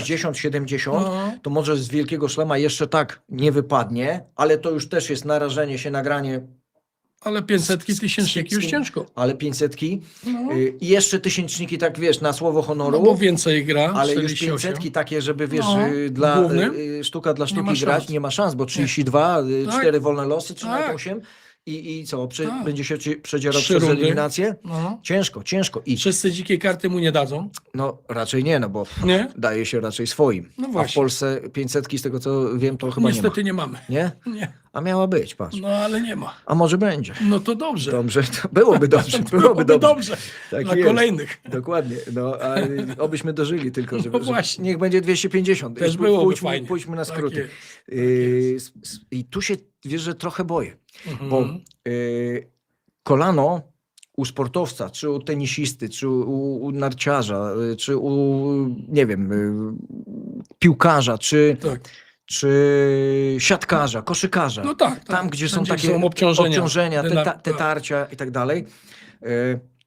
Skręty w każdym kierunku. Skręty tak? w różnych płaszczyznach, Tak, oczywiście. I ja mam całą masę znajomych ortopedów, lekarzy. Sam miałem 3 operacje jednego kolana. Jasne. I te 3 operacje dotyczyły jednej rzeczy, tej głównej. Bo trzeba było coś poprawiać, bo się zepsuło, Tak. bo całe życie kolano Staro, nic tak. mi nie było i po jednej Jasne. operacji się okazało, że tam jest, wiesz, Wszystko. alfa i omega Tak, tekzory, tak, można by zastosować i kompletny miszmasz. Jasne. Nie? Całe szczęście, że mogę jeździć na rowerze. No, Ale to- w tenisa ciężko, No bo wiem, ruchy wiem, tenisowe akurat, No nie, tu no lekarze gdzie, mówią, zwrotne, no gdzie. jesteś zdrowy. Ja mówię, ty sam jesteś zdrowy, Mhm. puknij się w czoło, bo nie mogę ślizgu wykonać, Tak. bo mnie wszystko boli. Tak jest. Boję się, Mhm. obym się mylił, że z tym kolanem Odnowienie? to się, nie tyle odnowienie, wiesz, będzie się ciągnęło, bo takie kolano jak tylko wrócił, te Stany Zjednoczone i No ten tak, Craig to Boyton, to był było powrót. gwóźdź do trumny, Tak, za wcześnie tak, wrócił. Tak, to Za prawda. wcześnie wrócił. To prawda. Bał się o to kolano, obciążał drugą nogę. Jeszcze z Dżokowiciem plecy. też mecz wygrany w finale. No właśnie. No, Pamiętasz? No Z tak. breakiem z przodu No i tak. właśnie i No. po tym znowu No, kolano no. poszło, nie? I tu się boję. Mhm. Obym się mylił, bo uwielbiam patrzeć na Huberta Nie, i ja tak mamy samo. Majszaka, dlatego- mamy Huberta. Tak. Gonią ci młodzi, może Kaśnikowski, bo on już był przecież... No był 130, już był 100 wielki coś, szlem, był już blisko, grał tak, pierwszą tak, rundę tak, US. tak. Już tam prawie miał, I go cofnęło I teraz- 500, tak, nie? No wiemy, Martinezem, tak. tak. Ciężka sprawa i to jest niestety to, że jego nie ma, bo ktoś jak jest zdrowy, w pełni sił Tak. i z takim, wiesz, nowym podejściem, Masuł świetną pracę zrobił, zmienił sprzęt, Nie no, super. ramę ma wszystko bardziej wygląda. agresywną, Tak. może ten serwis jeszcze bardziej łomotać i nagle go nie ma, to trochę mnie to niepokoi. Nie, żebym tak jakoś się wiesz, strasznie albo- martwił, ale Może właśnie jest chcą 500 mniej w turniej. Katarze, wiesz, jest 500 w Wiem. Katarze, gdzie gra Sinner, gdzie Mhm. gra Alcaraz, grają wszyscy najlepsi. A jego brak. Huberta nie ma, ja nie wiem, bo tam jest mała tabelka, bo to jest 500. One grają na zmianę, Dubaj, No, Katar, no jeżeli tak, chodzi tak, o tak, pulę. wiem. I on by się tam nie zmieścił do głównego. Może dlatego. Może dlatego, Albo może nie ma. czeka na swoją szansę. Tak czy inaczej jest pewna tendencja, jakbyś miał chwilę i sobie zerknął na tabelki turniejowe, u Mhm. mężczyzn jest pewna stabilizacja, żeby nie powiedzieć stagnacja. Bardzo często do ostatnich faz turnieju dochodzą numery 1, 2, 3, 4. To prawda. U pań degrengolada. Tak U jest. pań degrengolada Nie, się nie, zrobiła. Ale to fajne, wiesz, teraz, bo... Znaczy z jednej strony fajne, bo Nieprzewidywalne. nigdy nie wiadomo o co chodzi, tak. ale z drugiej strony znowu wracamy do tego przegięcia przysłowiowej, wiesz, No tak. pały z tym kalendarzem. No gdzie, tak. gdzie się nikt z Za nikim nie dużo. może dogadać. Nie. Jeżeli nikomu to nie da do myślenia, że te Doha i Dubaj i tam lecą te głowy najlepszych i turnieje, ich ranga, oglądalność, jakość spada. No to Tak, był tak. finał Mboko Muchowa, gdzie trybuny tak mniej więcej w 60% były zapełnione. Ja pamiętam, jak Świątek wygrywała 3 z rzędu te turnieje w Katarze, to tam nie było wolnego miejsca, ani jednego. Spadło. Szejkowie, wiesz, tak, loża tak, VIP-ów, tak, tam na tak. biało wszyscy. Tak. A dzisiaj? Tam 20 siedziało i to Pusto. chyba z urzędu, bo trzeba No było... bo grała Muchowa z Mboko, wiesz? Tak, No. pewnie tak. Będziemy kończyć powoli, bo Mhm. bo nam się tutaj już całkiem spory kawałek czasu zrobił. Miała być anegdota i Dawaj. teraz uważaj. Ja będę mówił, a ty albo potakuj, Dobra. albo zaprzeczaj. Bo Dawaj. wiesz, no, człowiek ma już parę lat, może Tak. zapomnieć. No parę rzeczy nie pamiętałeś, ja pamiętałem, No teraz tak, może... no Dobra, dokładnie. to ładuj. Belgia Tak, wysyła nas PZT tak, do Belgii tak, we dwójkę tak, z jednym działaczem. tak. Wajtała. A imię pamiętasz? No nie pamiętam. Zdzisław. A Dobrze, widzisz. Dobrze. W przeciwieństwie do trenera Maruniaka, którego Pozdrawiamy. przepraszam jeszcze raz za to, że będzie żył Zadzwonię za chwilę, pozdrowię go. powiedz tak, Tak że to po prostu jest jest. wypadek przy pracy. Tak będzie żył długo i szczęśliwie. Tak jest. Uśmierciłem trenera Nie, Maruniaka, nie. za co Wszystko przepraszam bardzo. To Zdzisiu Bajtała Swoje korty prowadzi nawet pod Legnicą w Kunicach, wiesz? idealnie. Dalej idealnie. chłopaki Jak będę przyjeżdżają miał z okazję, Wrocławia, będę miał okazję, Paweł to Bobik, to bo pojadę. jest lekarzem i jeździ 60 km co sobotę, Żeby żeby, zagrać tam. u trenera No dobrze. zagrać jeszcze dzisiaj treningi. Jak będę miał okazję, to pojadę. Tak. Kwiaty może nie, ale Jakąś butelkę. jakąś tak, buteleczkę. Tak. Jedno jest, 73 lata ma, tak na marginesie, żeby nie było. No. To Zdzisiu Bajtała, Tak, którego wysłano z PZT z zgadza nami, się. no niestety już świętej pamięci, Świętej pamięci. nie żyje. Co utkwiło mi najbardziej w tym turnieju? Ja wszystkim opowiadam, ale słucham ciebie. A do ilu lat był turniej? Do 14 czy do 16? Nie. 16, albo 16? nawet ITF może był, wiesz? Już, nie, ITF nie. No nie, to 16. 16, bo ty miałeś 16, a 15 Tak, pewnie. bo między nami do rok 16. różnicy. Tak, Gówniarzeria totalna. tak, Wyrywamy się z komuny tak. i jedziemy do Belgii. Lecimy. No Do tak, Antwerpii. do Antwerpii A. lecimy. A, I co? No pierwsza rzecz, potrenujmy, tak, na kortach. No i ale korty wszystkie zajęte. wszystkie korty Tak. zajęte. Co Prosimy, tu się dzieje? To chodź zobaczymy tabelkę. prosimy pana Zdzisia, Tak, który jest naszym opiekunem. tak. Trzyma nasze paszporty wewnętrzne kieszeni, bo to Tak były jest, takie czasy. takie Komuna czasy. tak głęboka. że aż mi- garniturze. W garniturze aż mi wstyd. Dzisiaj Tak. trzyma te nasze paszporty, żeby nikt z nas nie dał Nie dyla. zostawił. Nie uciekł za Tak zieloną jest. granicę. Tak. Prosimy, panie Zdzisiu, pan pójdzie tam do biura turnieju, Dopyta. dopyta, zabukuje nam kort i załatwi przy okazji Tak. piłki. Tak jest. No i czekamy, grzecznie rozgrzewamy się, krążymy, tam robimy jakieś tam pseudo Zgadza się. rozgrzewki. Wraca Zdzisiu. Czerwony jak burak. Kompletnie. Tak. Spocony, Tak. jakby uciekł z basenu. I od razu dostajemy burę, jak takie dwa małe knypki, że co to jest, że wysyłacie mnie na tak trudne zadanie. A powiedzmy sobie szczerze, pan Zdzisiu, oprócz języka polskiego, nie znał, może No i rosyjski może troszkę. parę rosyjskich słów, Tak. co nieprzydatne raczej w Kompletnie. Antwerpii było na to, żeby zabukować kort i załatwić na piłki. W nosie mam, nie będę wam żadnych piłek załatwiał, sami sobie bukujcie. Tak. No, ale z drugiej strony, no tak, mamy opiekuna, Opiekun, trener. trener, więc Tak. my, jak sami, No przecież tak. my nie mamy nic do powiedzenia, Tak. tak na dobrą sprawę. Mhm. Fakt, że znajomość nasza angielskiego, ona też nie była Prawie zerowa. szekspirowska, Tak jest. prawie zerowa, więc mówimy, cholera, co tu zrobić, żeby pograć. Nagle kurt się zwolnił i tak na krzywy ryj, tak zwany, skoczyliśmy i nie mieliśmy czym grać, nie było No piłek. nie było I tak, piłek. zrobiliśmy rekonesans wokół kortów, w krzakach, pamiętam, znalazłeś w krzaczorach jakąś taką piłkę, nawet świeżą, nie wiem, czy No. pies się jakiś bawi, czy coś. W każdym razie miała logo jeszcze, więc Tak. uznaliśmy, że się Rozgrzejemy. rozgrzejemy na Tak. korcie. Wchodzimy z tą jedyną piłkę, to nie są żarty. Znaczy to jest generalnie, to jest mega żart, natomiast to nie jest żaden Nie, kit. nie. Takie były czasy. Tak. My wchodzimy na ten kort, przychodzi Bajtała, siada na trybunce i mówi, no widzicie, jaki wam piękny kort załatwiłem, Tak. a my, panie Zdzisiu, ale nie mamy piłek. Poradzicie sobie. Znaleźliśmy jedną piłkę i w ramach żartu zaczęliśmy grać jedną piłką. Doszliśmy do wniosku, że zrobimy panu Zdzisiowi psikus.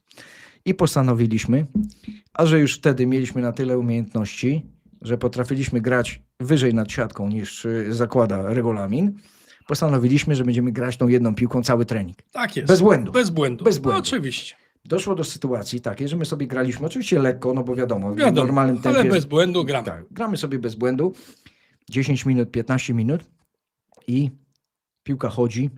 Ja to zawsze mówię, że jak jest dobra para i grają w fajnym tempie i ten stukot piłek, odbijanych rakiet, to każde dziecko, które nie może usnąć w łóżku, to uśpi się w tym momencie, Super prawda? jest. Tak, rytm jest zachowany. Super. Ale Zdzisiu Bajtała na trybunach dzieckiem w łóżku nie był, Nie. a zasnął. Skubany. Tak. I graliśmy sobie tak właśnie na przerzut w nieskończoność. Pamiętam tak, i to naprawdę ciężko w to uwierzyć.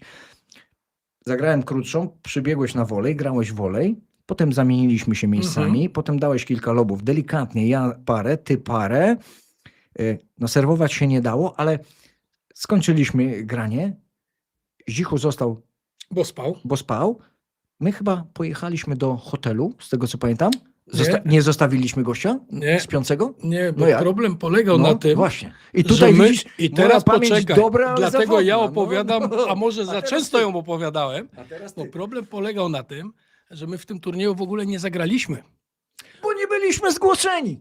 Dokładnie. Czy za późno przyjechaliśmy? Zapomniała nas pani Helenka z Tak. PZT, która I- też nie żyje na pewno. Tak jak. I problem zgłosić. polegał na tym, że nie mieliśmy pieniędzy, Nic. żeby szybko przebukować samolot, nie było hotelu, nie było Nie było- jedzenia. nie było I panie nic. Zdzisiu jedyne co, znowu na krzywy ryj, wpadliśmy do hotelu i powiedział, ile się uda panowie, kanapki róbcie i spadamy na lotnisko. Tak. A później przygoda na lotnisku, nie wiem, 2 dni 48 godzin. Tak, rzucaliśmy papierem do kosza, bo już tak. nie wiedzieliśmy, co mamy robić ze sobą. A wiesz, że Spaliśmy. zapomniałem o tej drugiej Widzisz, części. i to jest właśnie najważniejsza i to jest puenta, że wysłali nas na turniej do Belgii, gdzie było ciężko wizę dostać w tamtych czasach i koszt przelotu był potężny, a my tego turnieju nie zagraliśmy i jeszcze 2 dni na lotnisku spędziliśmy. I to jest puenta całej wycieczki, wiesz? I pamiętam, że do dzisiaj czuję smak wody z kranu na Fenomenalny belgijskim w kiblu. kibelku, Kibelku, przepraszam. Okęciu, Tak, fenomenalny. belgijski, Tak. ten, coś, No i coś, ten coś plastikowy siedzisko też się Tak, fajnie kleiło, tak, nie? tak. No i to jest taka nasza fajna wycieczka do Belgii, jakby ktoś... Takie były czasy. czasy. Dzisiaj, Tak, dzisiaj tak, jest to, tak. jest to Niemożliwe. niemożliwe Niemożliwe. praktycznie. No ale tak było. Ale my takie przeżyliśmy. My byliśmy dumni, a Tak. sygnałem ostrzegawczym było to, że jak skończyło się losowanie, przed jeszcze losowaniem, pamiętasz, była lista zgłoszonych. Tak, a nas nie było. Kraje, a nas nie Tak, było, tak. ale Zdzichu uznał, że to pomyłka, że jesteśmy Tak, na bank, na pewno, więc tak. nikt by nas nie wysłał Tak, o zdrowych zmysłach na taki Jasne. turniej, Tak. turniej widmo. ale No. niestety.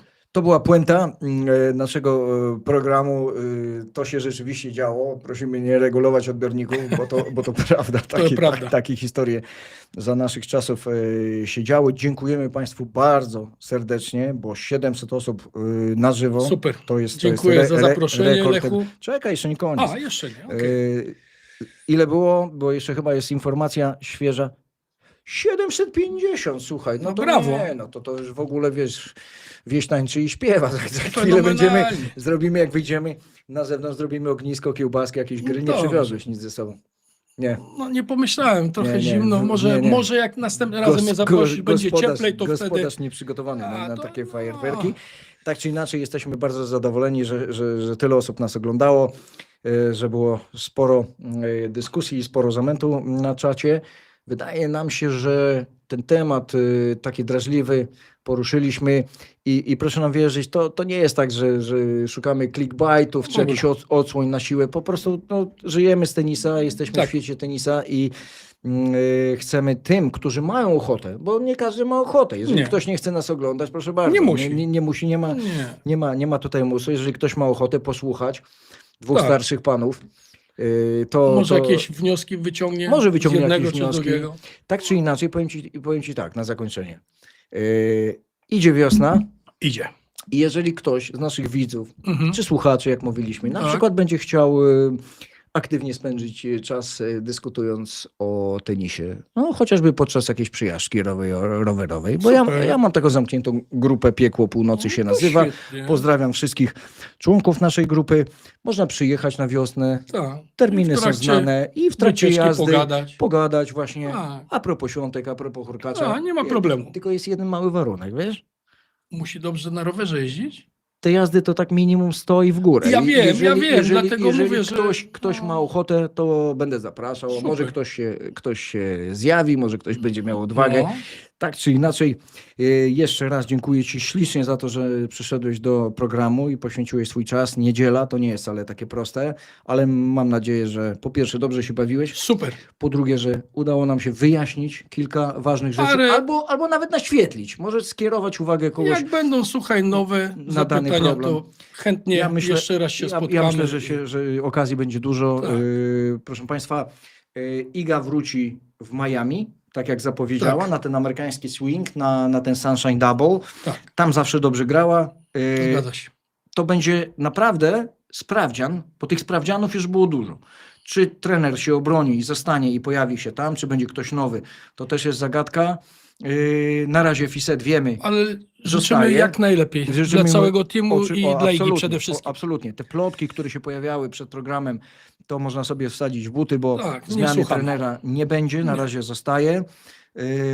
Jak będzie z formą tenisową, jak będzie z różnymi relacjami, no to życie pokaże, będziemy analizować, Za będziemy, parę dni będziemy tak, wszystko wiedzieć. będziemy mądrzejsi.